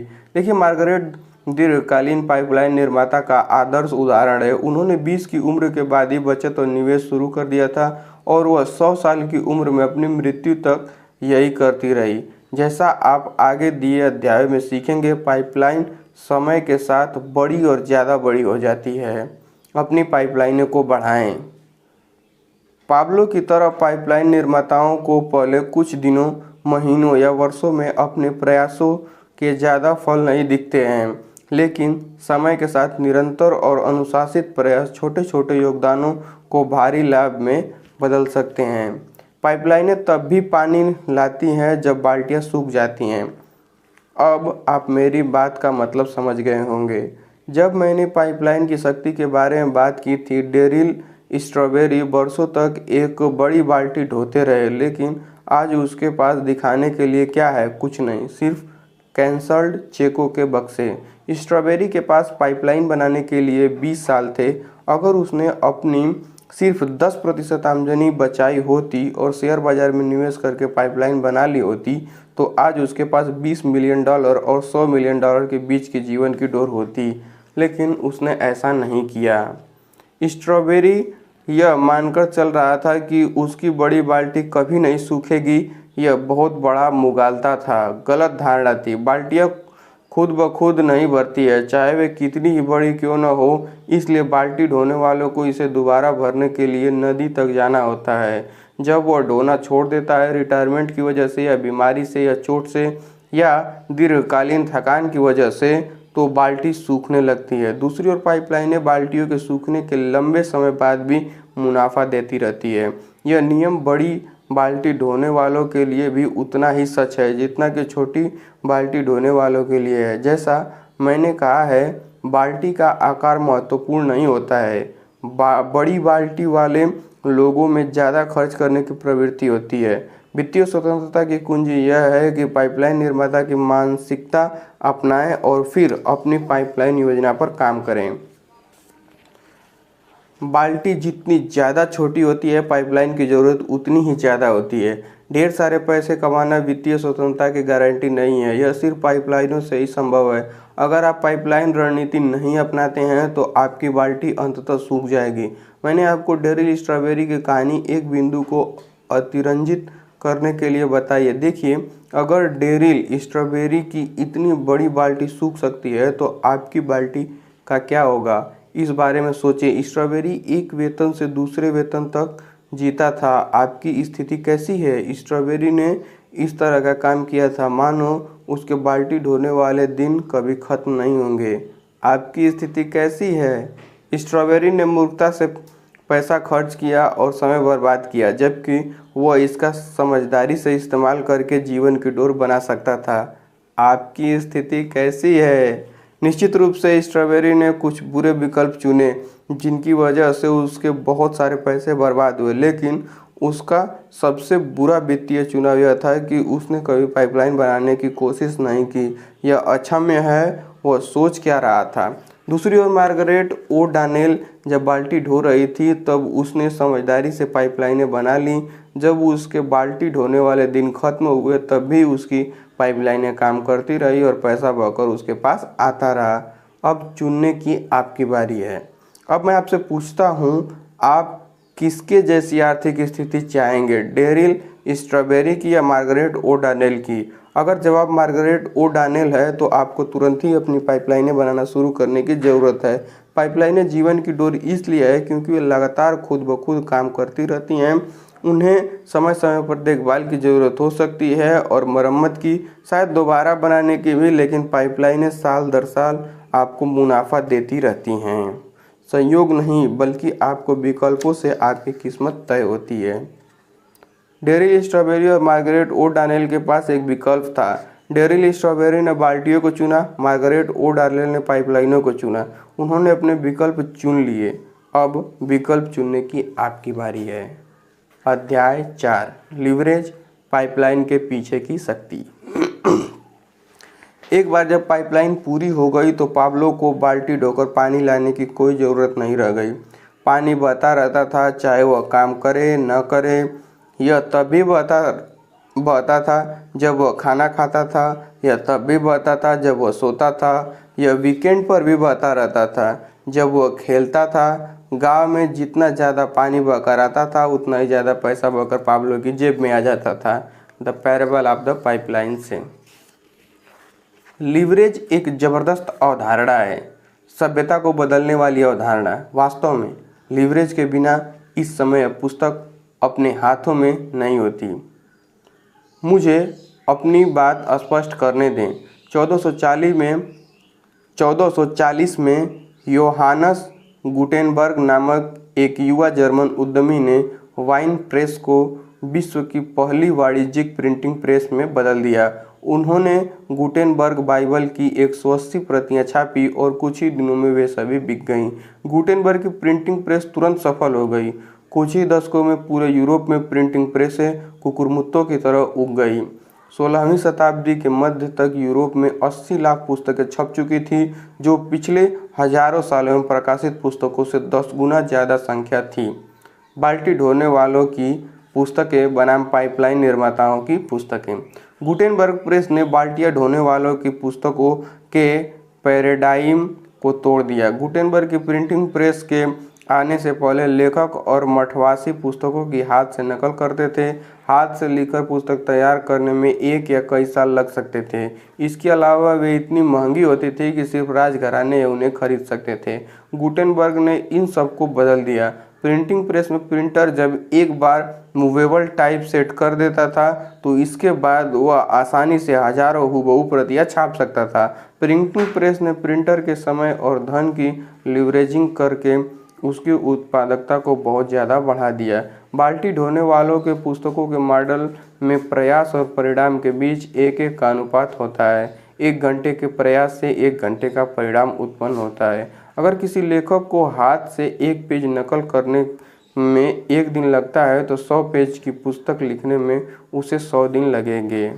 प्रिंटिंग प्रेस का आगमन, पाइपलाइन बनाने वाला मॉडल। आइए मान लेते हैं कि 16वीं सदी के प्रिंटर को 1 पेज की टाइप सेटिंग करने में 1 दिन लगता है, तो दिन खत्म होने तक वह केवल एक प्रिंटर प्रूफ कॉपी ही तैयार कर सकता है। लेकिन जरा देखें कि दूसरे दिन क्या हुआ। प्रिंटर काम पर आया और उसने 100 प्रतियां छाप दी। दूसरे शब्दों में प्रिंटर 2 ही दिनों में इतना उत्पादन कर सकता है जिसमें लेखक को 100 दिन का समय लग जाता है। यही लीवरेज की शक्ति है। पाइपलाइन निर्माता मॉडल में प्रयास और परिणाम का आपसी अनुपात अब 1:1 का नहीं रह जाता है। जब हम लीवरेज का इस्तेमाल करते हैं तो प्रयास उतना ही रहता है, लेकिन परिणाम 100 गुना ज़्यादा हो सकता है, 1000 गुना भी या मिलियनों गुना भी। 2 प्रकार का लीवरेज, समय और धन। लीवरेज का मूल शब्द लीवर एक पुराने फ्रांसीसी शब्द से आया है जिसका मतलब है ज़्यादा हल्का बनाना।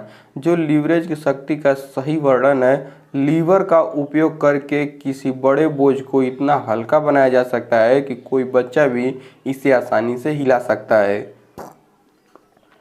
जब हम समय और धन के क्षेत्र में लीवरेज के सिद्धांत का इस्तेमाल करते हैं तो यही चीज़ होती है, परिणाम कई गुना बढ़ जाते हैं। मिसाल के तौर पर समय की लीवरेजिंग के प्रकरण में 1 घंटे के प्रयास का परिणाम 100 घंटों का उत्पादन हो सकता है। 1 सप्ताह के काम का परिणाम 1 साल का उत्पादन हो सकता है। पैसे की लीवरेजिंग के प्रकरण में हर निवेशित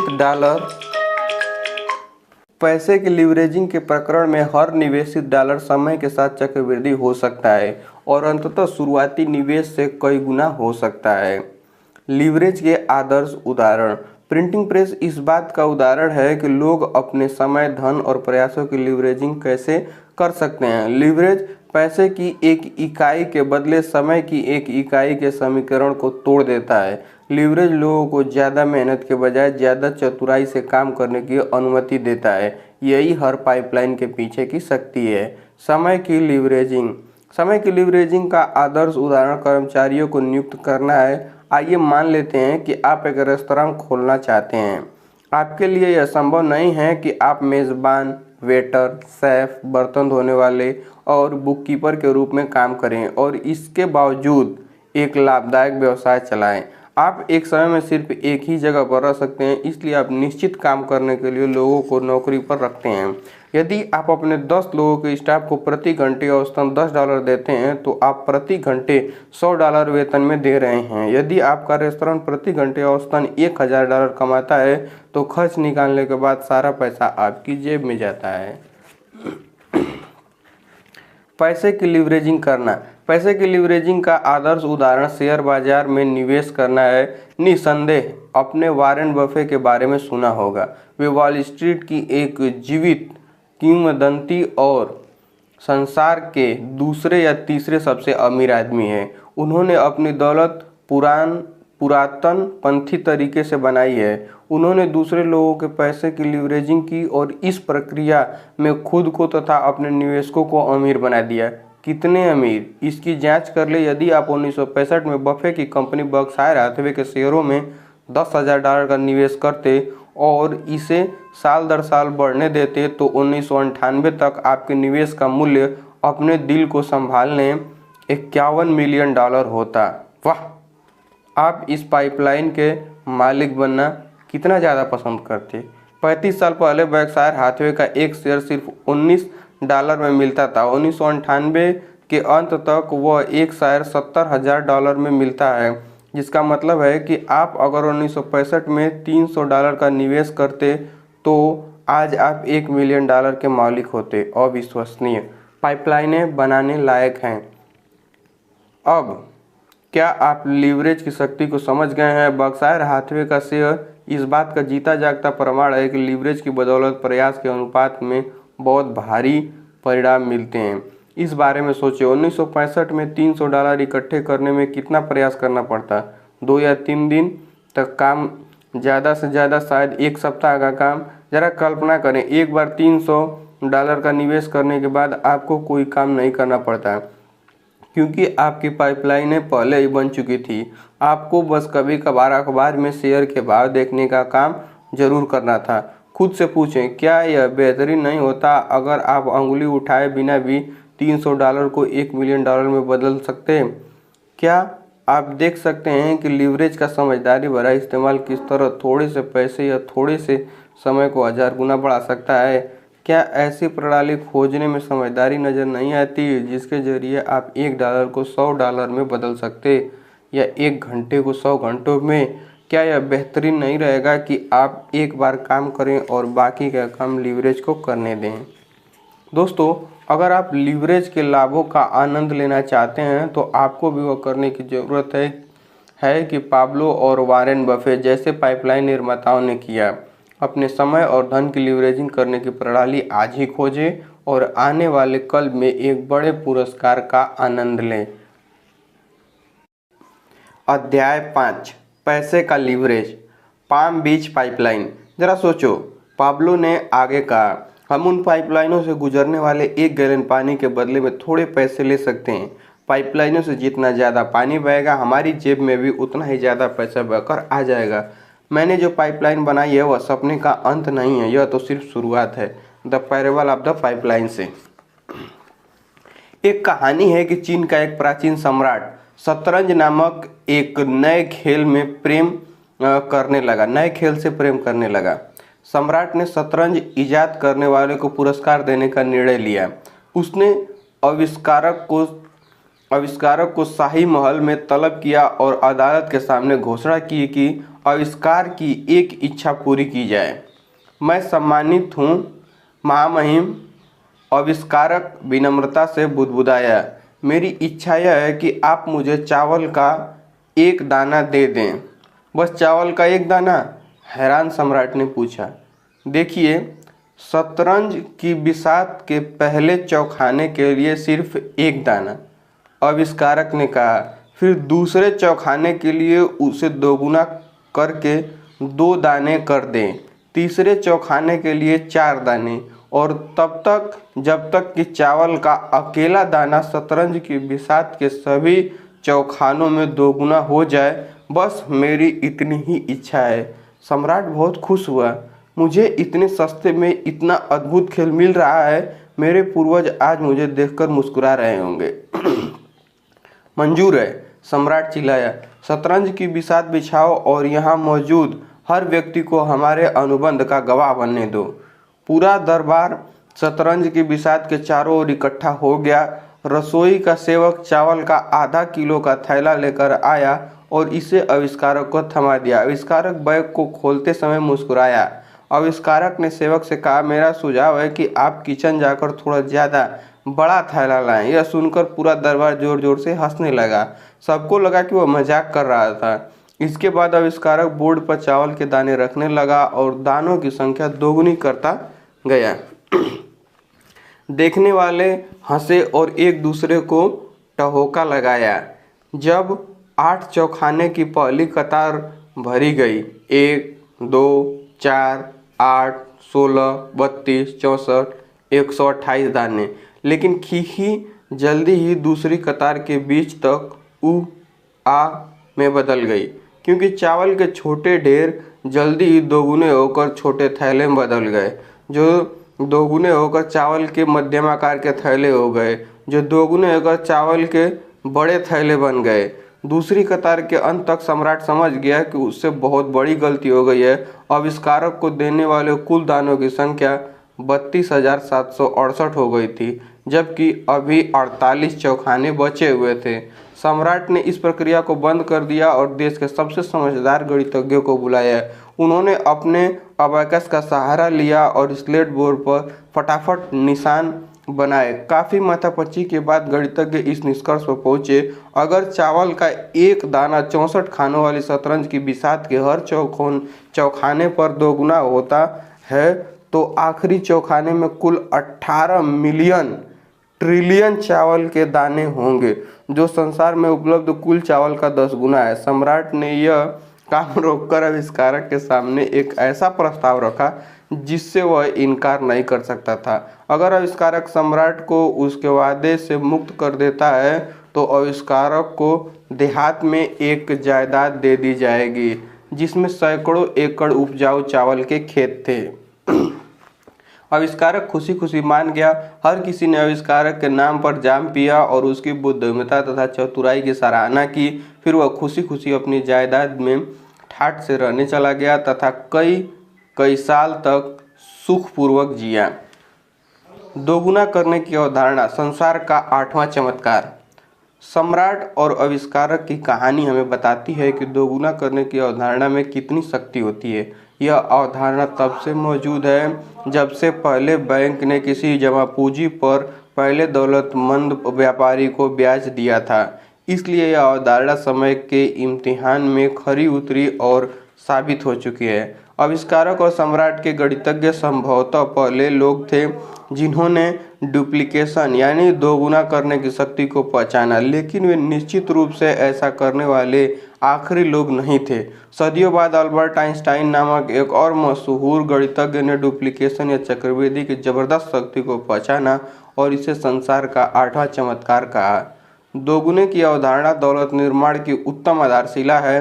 मैं इसे पाम बीच पाइपलाइन कहता हूँ।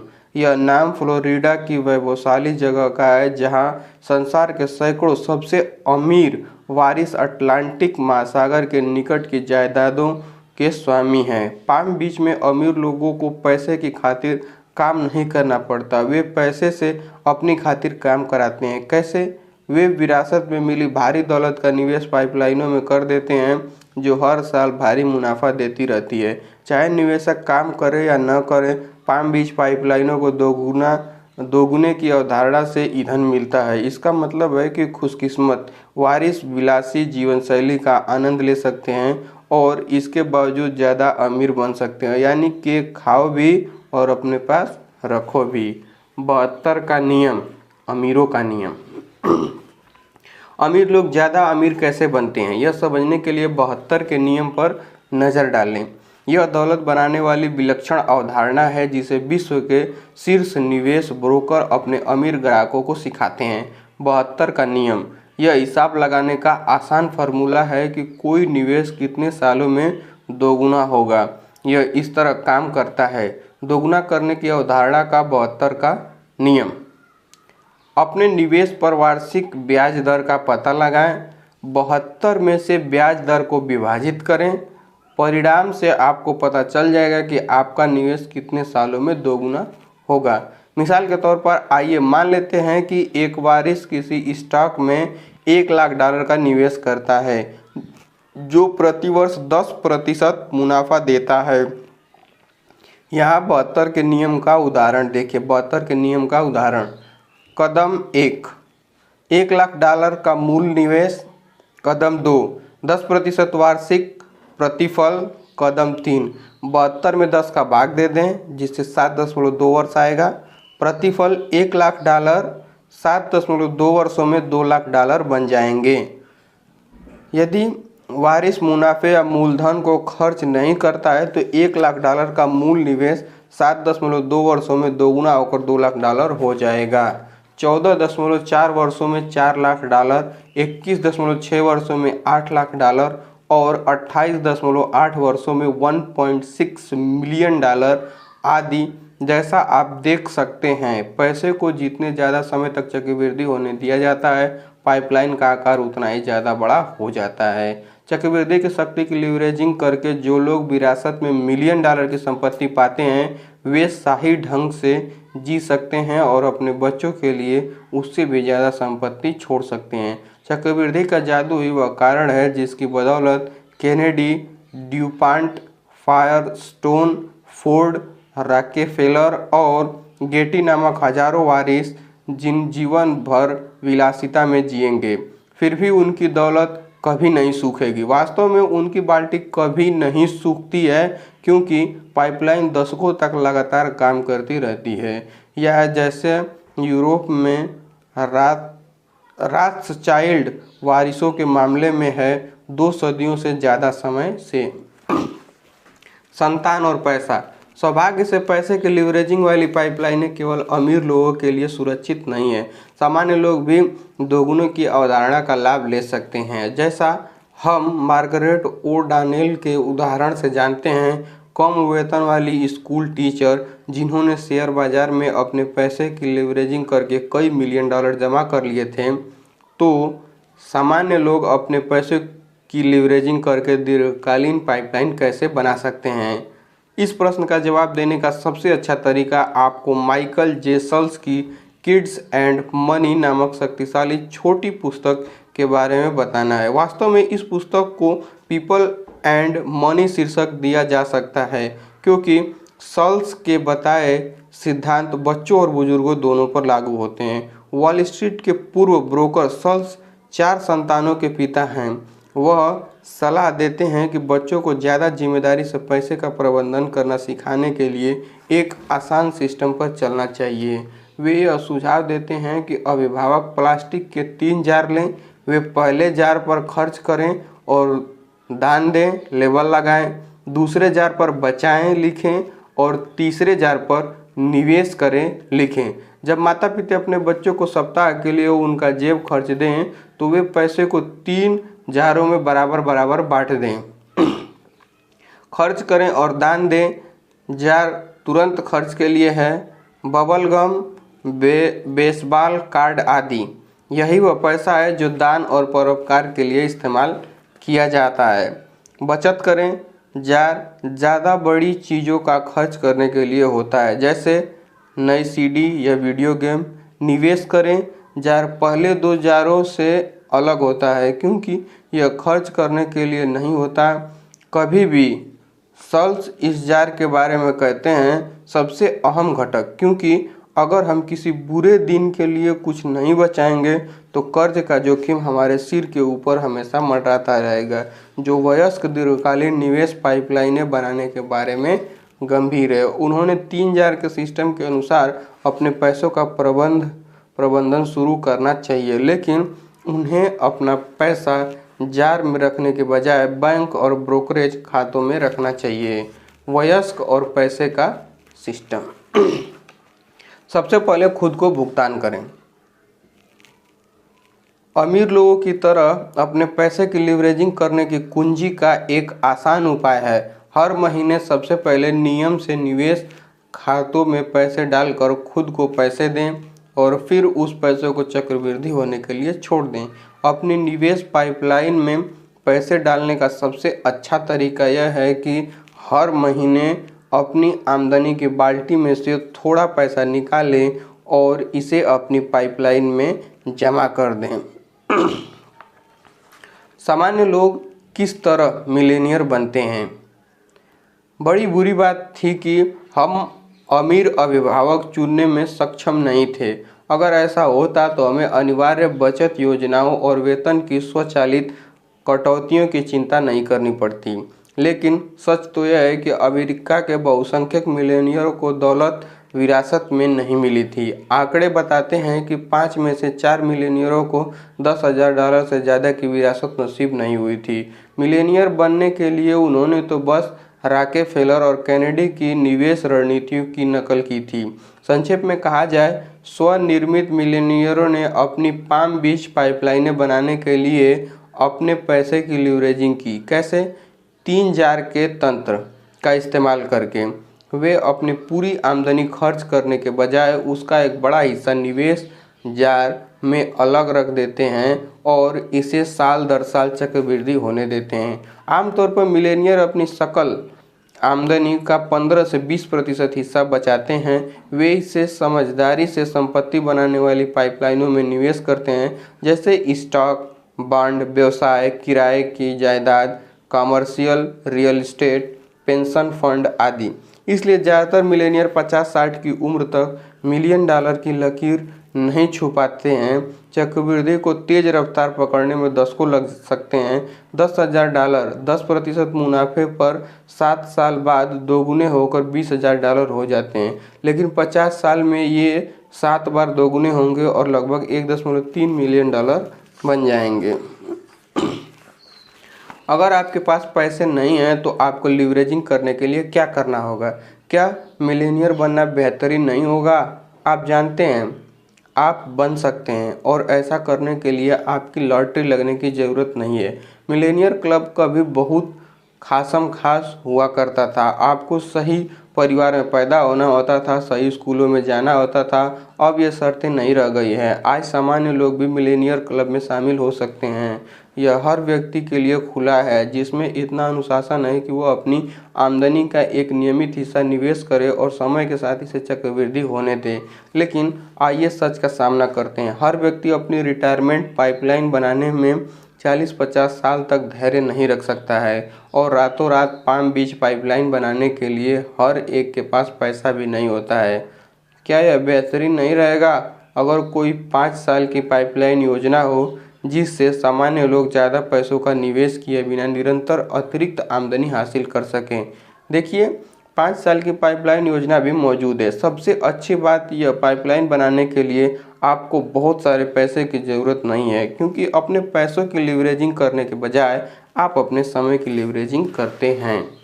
अध्याय 6, समय का लीवरेज, लोगों की पाइपलाइन। जब ब्रूनो शाम को और वीकेंड में अपने जालीदार झूले में लेटा रहता था तब पाब्लो अपनी पाइपलाइन खोदता रहता था।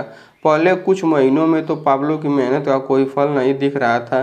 काम मुश्किल था, ब्रूनो के काम से भी ज़्यादा मुश्किल, क्योंकि पाब्लो शाम को और वीकेंड में भी काम कर रहा था। लेकिन पाब्लो खुद को बार बार याद दिलाता था कि कल के सपने आज के त्याग से ही साकार होते हैं। हर दिन वह खुदाई करता रहा, एक बार में 1 inch. The parable of the pipeline से एक पुरानी अपलासियन अभिव्यक्ति है जो पैसे के लीवरेज और समय के लीवरेज के फर्क का सार बताती है। यह इस तरह है। बलूत के किसी विशाल पेड़ के ऊपर पहुंचने के 2 तरीके हैं।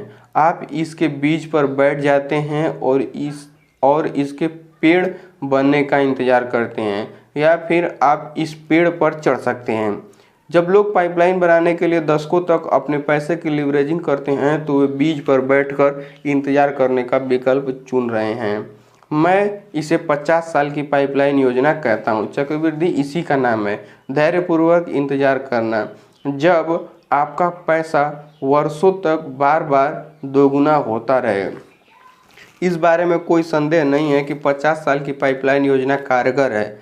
याद रखें कि मार्गरेट ओ डॉनेल की पाइपलाइन ने उसे कम वेतन वाली टीचर से मल्टी मिलियनियर बना दिया। मार्गरेट ओ डॉनेल की तरह ही मैं भी दीर्घकालीन पाइपलाइन बनाने में बहुत विश्वास रखता हूँ। इतने वर्षों से मैंने पाम बीच पाइपलाइनें बनाने में अपनी आमदनी के एक हिस्से की लीवरेजिंग की है, जिनमें पेंशन फंड से, शेयर बाजार से, IRA से, रियल एस्टेट तक हर चीज़ है। इसे विविधीकरण कहा जाता है। इसे जीवन की डोर बनाना भी कहा जाता है। 50 साल की पाइपलाइन योजना, CD और T bills, pension fund, share और बॉन्ड, आपका घर, social security, 401k, IRA, real estate. लेकिन मैं बलूत के ब्रिज पर चढ़ने में भी बहुत विश्वास रखता हूँ। मैं बलूत के पेड़ों पर चढ़ने को 5 साल की पाइपलाइन योजना कहता हूँ। इससे वही लक्ष्य हासिल होता है जो 50 साल की पाइपलाइन योजना से होता है, वित्तीय स्वतंत्रता और सुरक्षा। लेकिन इसमें केवल 10% समय लगता है। इसलिए मैंने कुछ तेजी से विकास कर रहे व्यवसाय बनाने में समय, धन और प्रयास लगाया है। पेड़ के शिखर पर पहुंचने के लिए 50 साल इंतजार करने के बजाय मैं ऐसा व्यवसाय बना सकता हूं जो मुझे 2 साल में, 5 साल में ही वहां पहुंचा देता है। समय खेल के मैदान को समान कर देता है। समय की लीवरेजिंग की सुंदरता यह है कि हम किसी को समय की समान मात्रा दी गई है। इसका मतलब है कि समय अमीर लोगों और औसत आमदनी कमाने वालों के खेल के मैदान को समान कर देता है। चाहे आप डोनाल्ड ट्रंप हों या डोनाल्ड ट्रक ड्राइवर, हर एक को हर दिन समय की समान मात्रा दी गई है। इसलिए मैं समय की लीवरेजिंग को जनता की पाइपलाइन कहता हूँ। समय हर एक को समान मात्रा में मिलता है, चाहे वे अमीर हों या गरीब हों, पुरुष हों या स्त्री हों, श्वेत हो या अश्वेत हों, कॉलेज हो, शिक्षित हों या हाई स्कूल में पढ़ाई अधूरी छोड़ने वाले, युवा हों या वृद्ध। आप यह बात पैसे के बारे में नहीं कह सकते हैं ना। इसके बारे में इस तरह से सोचें, क्या यह बेहतरीन नहीं रहेगा अगर हर दिन की शुरुआत में आपके और और हर दूसरे व्यक्ति के पास व्यक्तिगत बैंक खाते में $1440 हो। पैसा आपका और सिर्फ आपका होगा। कोई दूसरा आपको नहीं बता सकता कि आपको इसके साथ क्या करना है। आप इसे खर्च कर सकते हैं, इसका निवेश कर सकते हैं, इसे उड़ा सकते हैं, इसे जला सकते हैं, इसका दान दे सकते हैं, इसकी लीवरेजिंग कर सकते हैं या इसे बर्बाद कर सकते हैं, यह जानते हुए कि अगली सुबह जब आप जागेंगे तो आपके खाते में एक बार फिर से $1440 होंगे। अगर हर व्यक्ति हर दिन की शुरुआत $1440 से कर सके तो संसार ज़्यादा बेहतर और न्यायपूर्ण हो जाएगा ना, है ना। लेकिन जैसा हम सभी अच्छी तरह जानते हैं ऐसा नहीं होता है। पैसों के मामले में जीवन न्यायपूर्ण नहीं है। कुछ लोग अपने मुंह में चांदी का चम्मच लेकर पैदा होते हैं, कुछ प्लास्टिक का चम्मच लेकर, जबकि कुछ के पास तो अपने खुद के अंगूठे के अलावा कुछ नहीं होता। न्यायपूर्ण शायद नहीं, लेकिन जैसा एक गीत में कहा गया है, यही जीवन है। हम हर दिन $1440 के बैंक खाते से शुरू नहीं कर सकते, यह तो पक्की बात है। जहाँ तक समय का सवाल है, यह एक अलग मसला है। हम सभी के पास हर दिन की शुरुआत में समय के खाते में 1440 मिनट होते हैं। एक दिन में 24 घंटे और हर घंटे में 60 मिनट। चूँकि हम सभी को समय की समान मात्रा मिलती है, इसलिए जो लोग वेतन से वेतन तक जीते हैं और जो लोग वित्तीय दृष्टि से स्वतंत्र होते हैं, उनमें फ़र्क बस इतना होता है कि वे अपने 1440 मिनट का कैसे इस्तेमाल करते हैं। आप जितना सोचते हैं आपके पास उससे ज़्यादा समय है। कुछ लोग अपनी पाइपलाइनें बनाने में टाल मटोल करते रहते हैं क्योंकि हाल फिलहाल यह मेरे लिए बुरा समय है। जानते हैं, हाल फिलहाल हर एक के लिए बुरा समय है। हम सभी तनावग्रस्त हैं, हम सभी व्यस्त हैं, हम सभी अपना दामन बचाने में लगे हैं और अप्रत्याशित आपातकालीन स्थितियों से जूझ रहे हैं। इन बुरे समयों के लिए एक शब्द है, इसे जीवन कहा जाता है। कुछ लोग X, Y या Z करने के लिए आदर्श समय का इंतजार करने में अपना पूरा जीवन बर्बाद कर देते हैं। देखिए, वे इंतजार करते करते मर जाएंगे, क्योंकि आदर्श समय जैसी कोई चीज़ नहीं होती। अगर कोई आपसे कहे कि अगर आप साल में हर दिन 2 घंटे तक एक कोने में बैठकर बुनाई करें और इसके बदले में वो आपको $1 मिलियन देगा, तो आप बुनाई करने के लिए समय निकाल ही लेंगे, है ना। इससे कोई फ़र्क नहीं पड़ेगा कि खेलते समय आपके बेटे के हाथ में फ्रैक्चर हो गया है या आपकी कार ऑफिस के बाद चालू नहीं हुई। $1 मिलियन गंवाने के बजाय आप बुनाई करने के लिए 2 घंटे का समय निकाल लेंगे, चाहे समय आदर्श हो या न हो। हास्यकार आर्ट बुकवाल्ड ने इसे इस तरह कहा है, चाहे यह सबसे अच्छा समय हो या सबसे बुरा समय हो, यह इकलौता समय है जो हमें मिला है। अफसोस की बात यह है कि ज़्यादातर लोग समय का महत्व नहीं समझते हैं, खास तौर पर समय की छोटी मात्राओं का। हम मिनटों और घंटों के बजाय समय को दिनों, सप्ताहों और वर्षों में मापने के आदी होते हैं। हम सोमवार से शुक्रवार तक 9 से 5 तक काम करते हैं। हम मासिक कैलेंडर के अनुसार अपने जीवन की योजना बनाते हैं। हम अपने जन्मदिन और सालगिरह साल में एक बार मनाते हैं। लेकिन समय के बारे में अद्भुत चीज़ यह है कि हर दिन कुछ मिनट यहाँ और कुछ मिनट वहाँ मिलकर बहुत बड़े कालखंड बन सकते हैं। मिसाल के तौर पर, क्या आप जानते हैं कि सामान्य व्यक्ति अपने जीवन काल में खाने में कितना समय खर्च करता है? आपका अंदाज़ा क्या है? 1 साल, 2 साल? जवाब है 6 साल। क्या यह आश्चर्यजनक नहीं है? कुछ अन्य छोटे दैनिक काम हैं जो मिलकर भारी कालखंड बन जाते हैं। कुल समय जो हम अपने जीवन काल में छोटे दैनिक कामों में खर्च करते हैं: 6 साल खाना, 5 साल लाइन में इंतज़ार करना, 4 साल मकान साफ करना, 3 साल भोजन तैयार करना, 2 साल फ़ोन कॉल का जवाब देने की कोशिश करना, 1 साल गुम चीज़ों को खोजना, 8 महीने जंक मेल खोलना, 6 महीने लाल बत्ती पर रुकना। मेरी तालिका के अनुसार यह पूरे जीवन में लगभग 22 साल का समय है। इससे यह साबित होता है कि 15 मिनट यहाँ, आधा घंटा वहाँ, 2 घंटे वहाँ मिलकर बहुत बड़े कालखंड बन सकते हैं। कुछ घंटे कुछ महीनों में बदल सकते हैं। जरा एक पल के लिए सोचें कि हम अपने जीवन में क्या हासिल कर सकते हैं अगर हम हर शाम को 2 घंटे और वीकेंड के दौरान कोई उद्देश्यपूर्ण चीज़ करने में समय लगाएं और जैसे पाइपलाइन बनाना, अगर आप हर कामकाजी दिन में 2 घंटे अलग रख दें, मान लेते हैं सुबह काम के पहले 1 घंटा और शाम को 1 घंटा, फिर शनिवार तथा रविवार को 3 और घंटे, तो आप अपनी एक सप्ताह की दिनचर्या में उत्पादक समय के 16 घंटे जोड़ सकते हैं। 16 घंटे एक सप्ताह और साल में 50 सप्ताह के हिसाब से साल में कुल 800 अतिरिक्त घंटे, जिसका मतलब है 8 घंटे के 100 दिन या पूरे साल में 3 महीने और 10 दिन के कामकाजी दिन। और हर साल उत्पादक समय के 3 अतिरिक्त महीने पाने के लिए आपने हर दिन केवल 2 घंटे ही अलग रखे थे। आश्चर्यजनक है ना? समय धन है। अब मैं आपको एक छोटा सा रहस्य बताने जा रहा हूँ। खाली समय का उत्पादकता से इस्तेमाल करना ही इस रहस्य की कुंजी है कि सफल लोगों के पास जीवन में ज़्यादा क्यों होता है, वे ज़्यादा क्यों करते हैं और उन्हें ज़्यादा क्यों हासिल होता है। क्या आप सोचते हैं कि बिल गेट्स हर शाम को 5 बजे घर लौटते हैं और 7 घंटे तक टीवी देखते हैं जैसा कि सामान्य अमेरिकी पुरुष करता है? मुझे ऐसा नहीं लगता। वॉल स्ट्रीट जर्नल में हाल में छपा एक लेख बताता है कि उत्तर अमेरिका में शीर्ष 10% आमदनी कमाने वाले लोग सप्ताह में औसतन 52 घंटे काम करते हैं, जबकि 10% सबसे कम कमाने वाले लोग सप्ताह में केवल 45 घंटे काम करते हैं। न सिर्फ शीर्ष 10% आमदनी कमाने वाले ज़्यादा समय काम करते हैं, बल्कि वे ज़्यादा चतुराई से भी काम करते हैं। दूसरे शब्दों में, वे अपने समय की अदला बदली डॉलरों से नहीं करते।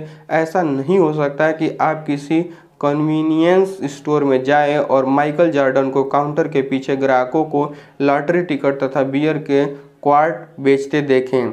कामकाज के हर क्षेत्र में सफल लोग अपने समय को महत्व देते हैं और वे अपने समय की लिवरेजिंग करने के हर अवसर की तलाश करते रहते हैं। बर्बाद मत करो, कभी मत रखो। लोग अक्सर मुझसे पूछते हैं कि जब इस समय सब कुछ अच्छा और सही चल रहा है तो वे पाइपलाइन बनाने में समय और प्रयास क्यों लगाएं। वे कहते हैं कि ऑफिस में मेहनत भरे दिन के बाद उन्हें आराम करने का पूरा हक है। वे सोफे पर पसरकर और सोने तक टीवी देखकर खुद को पुरस्कार देते हैं। वे मुझसे कहते हैं जिंदगी अच्छी तरह चल रही है, अच्छी नौकरी मिली है, बैंक में कुछ पैसे हैं, बच्चे स्कूल में अच्छा प्रदर्शन कर रहे हैं, ज़्यादा मेहनत करने की ज़रूरत नहीं है। मैं उनसे कहता हूं कि जब चीज़ें बेहतरीन हो रही है तभी अपनी पाइपलाइन बनाने का समय होता है। इससे बेहतर समय दूसरा नहीं होता है। क्यों? क्योंकि जब परिस्थितियां बदलती हैं तो हो सकता है कि तब तक बहुत ज़्यादा देर हो जाए। फिर मैं उन्हें पुराना मजाक सुनाता हूँ। एक आदमी एक शानदार होटल की 30वीं मंजिल पर खड़ा होकर मैनहट्टन के सेंट्रल पार्क को देखना चाहता था। उसने शेड हटाए और नज़ारे का आनंद लेने के लिए खिड़की खोली। जब उसने खिड़की के बाहर झाँका तो वह चौंक गया कि एक आदमी ऊपर से नीचे गिर रहा था और उसकी खिड़की के पास से नीचे जा रहा था। उसने गिरते आदमी से पूछा, कैसे हो? अच्छी तरह से हूँ अब तक, जवाब मिला। मुद्दे की बात यह है कि इस संसार में बहुत से बाल्टी ढोने वाले हैं जो अच्छी तरह से हैं अब तक, लेकिन वे इस मुक्त गिरने की अवस्था में हमेशा नहीं रह सकते। जब तक लोग डॉलर के बदले समय की अदला बदली करते हैं तब तक उनके जीवन में कोई सुरक्षा जाल नहीं होता है। क्यों? क्योंकि जब वे बीमारी या चोट या छंटनी की वजह से समय नहीं दे पाएंगे तो उनका वेतन रुक जाएगा। बाल्टी ढोने वालों के लिए वेतन न मिलने का मतलब है कोई सुरक्षा नहीं। चींटी और तिलचट्टे की कहानी। जब मैं लिख रहा हूँ तो वक्ता आत्मविश्वास काफ़ी ऊपर है। बेरोजगारी कम है, आमदनी बढ़ रही है, मकानों की बिक्री रिकॉर्ड स्तर पर है, कारें धड़ाधड़ बिक रही है, बहुत सारे लोग अच्छा प्रदर्शन कर रहे हैं अब तक। लेकिन हमें अब तक को हमेशा मानने की गलती के जाल में नहीं फंसना चाहिए। हर कोई जानता है कि जीवन चक्रों में चलता है। अर्थव्यवस्था भी हाल फिलहाल कारोबारी चक्र इसके शिखर के करीब है। आपका व्यक्तिगत जीवन चक्र भी उच्चतम शिखर पर हो सकता है, लेकिन जो ऊपर जाता है उसे नीचे आना ही होगा। और जब लोग नीचे आने लगते हैं तो उनमें से कुछ लोग कुछ कठोर वास्तविकताओं से टकराएंगे। छटनी, करियर में बदलाव, क्रेडिट कार्ड, कर्ज, आपातकालीन बीमारियां, बुजुर्ग अभिभावकों के लिए नर्सिंग होम केयर। चतुर लोग समझते हैं कि उनके घोंसले में पंख लगाने का सबसे अच्छा समय तभी होता है जब कारोबार तेजी पर हो। चतुर लोग मंदी शुरू होने के बाद नहीं, बल्कि उससे पहले ही सुरक्षा जाल बना लेते हैं। इसलिए मैं लोगों से कहता हूं कि उनकी पाइपलाइनें बनाने का सर्वश्रेष्ठ समय आज है, तब नहीं जब अर्थव्यवस्था ढलान पर फिसलने लगे।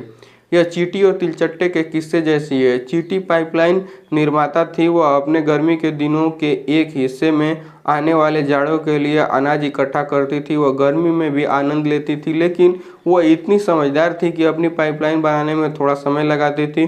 दूसरी तरफ तिलचट्टा पानी ढोने वाला था। वह पैसे मिलते ही पूरा खर्च कर देता था और अपना सारा समय धूप में खेलने में बर्बाद कर देता था। वह आने वाले जाड़े को नज़रअंदाज कर देता था। जब कपकपाने वाला जाड़ा आया तो उसके पास कोई पाइपलाइन तैयार नहीं थी और वह भूखों मर गया। मुझे अभी भुगतान दो या मुझे बाद में भुगतान दो। क्या आपको मशहूर विज्ञापन का यह वाक्य याद है? मुझे अभी भुगतान दो या मुझे बाद में भुगतान दो। यही बात पाइपलाइन बनाने के बारे में कही जा सकती है। आप आज पाइपलाइन बनाने में अपने थोड़े समय और धनराशि का निवेश करें। अभी थोड़ा भुगतान कर सकते हैं या फिर आप जब 60 और 70 के पार हो जाते हैं तब एक छोटे सोशल सिक्योरिटी चेक पर जिंदा रहने की कोशिश करके बाद में भुगतान कर सकते हैं। ज़रा सोचें, अगर आपकी पाइपलाइनें तैयार हैं तो बाद में भुगतान करने के बजाय आपको बाद में इसका भुगतान मिलेगा। क्या विचार है? समय का लीवरेज, लोगों की पाइपलाइन। याद रखें, समय खेल के मैदान को समान कर देता है। हम सभी के पास लीवरेज करने के लिए धन की समान मात्रा नहीं होती है, लेकिन हम सभी के पास समय की समान मात्रा होती है। अपनी फुर्सत के थोड़े से समय की समझदारी से लीवरेजिंग करके आप एक ऐसी पाइपलाइन बना सकते हो जो बरसों तक पैसे देती रहेगी। हम खुशकिस्मत हैं जो एक ऐसे युग में रह रहे हैं जब लगभग हर व्यक्ति पाइपलाइन बनाने के लिए अपने समय की लीवरेजिंग कर सकता है। मामला हमेशा ऐसा नहीं था। 20वीं सदी के मोड़ पर सिर्फ अमीर लोगों के पास अपने समय की लीवरेजिंग करने की विलासिता थी। 1890 में बहुसंख्यक लोग मजदूर थे और हर दिन 10 घंटे काम करते थे। वे जिंदा रहने की कोशिश में इतने ज़्यादा व्यस्त थे कि लीवरेज के बारे में सोच भी नहीं सकते थे। लेकिन आज ज़्यादातर लोगों के पास इतिहास के किसी भी समय की तुलना में ज़्यादा खाली समय है और समय सबको समान करने वाला बेहतरीन साधन है। समय छोटे लोगों को बड़े लोगों से प्रतिस्पर्धा करने में सक्षम बनाता है। अमीर लोगों को एक दिन में 48 घंटे नहीं मिलते हैं, न ही गरीब लोगों को 12 घंटे मिलते हैं। उन दोनों को समय की समान मात्रा मिलती है। एक दिन में 24 घंटे, एक सप्ताह में 7 दिन, एक साल में 365 दिन। समय की लीवरेजिंग का इतिहास में सबसे महान साधन। आज पाइपलाइनें अमीरों को बपौती नहीं रह गई हैं। कोई भी थोड़े से समय और बहुत सारी प्रेरणा के साथ 2 से 5 साल में जनता की पाइपलाइन बनाने के लिए अपने समय की लीवरेजिंग कर सकता है, जो वर्षों तक बहेंगी या शायद दशकों तक भी। वास्तव में समय की लीवरेजिंग का संसार के इतिहास में सबसे महान साधन हमारी उंगलियों पर है। इसी वक्त समय की लीवरेजिंग के इस साधन ने इतने कम समय में इतने ज़्यादा मिलेनियर उत्पन्न कर दिए हैं जितना इतिहास में पहले कभी नहीं हुआ। मैं इस अद्भुत साधन को ई पाइपलाइन कहता हूं और यह समय की लीवरेजिंग का परम साधन है। आप शायद ई पाइपलाइन को एक अलग नाम से जानते हैं, एक ऐसा नाम जो समाचार पत्र की सुर्खियों में रहता है और दिन में 24 घंटे टीवी स्क्रीन पर भी। वह नाम है इंटरनेट। समय की लीवरेजिंग का इतिहास का महानतम साधन 100 घंटे 1 घंटे के बराबर हो जाएगा इंटरनेट के जरिए।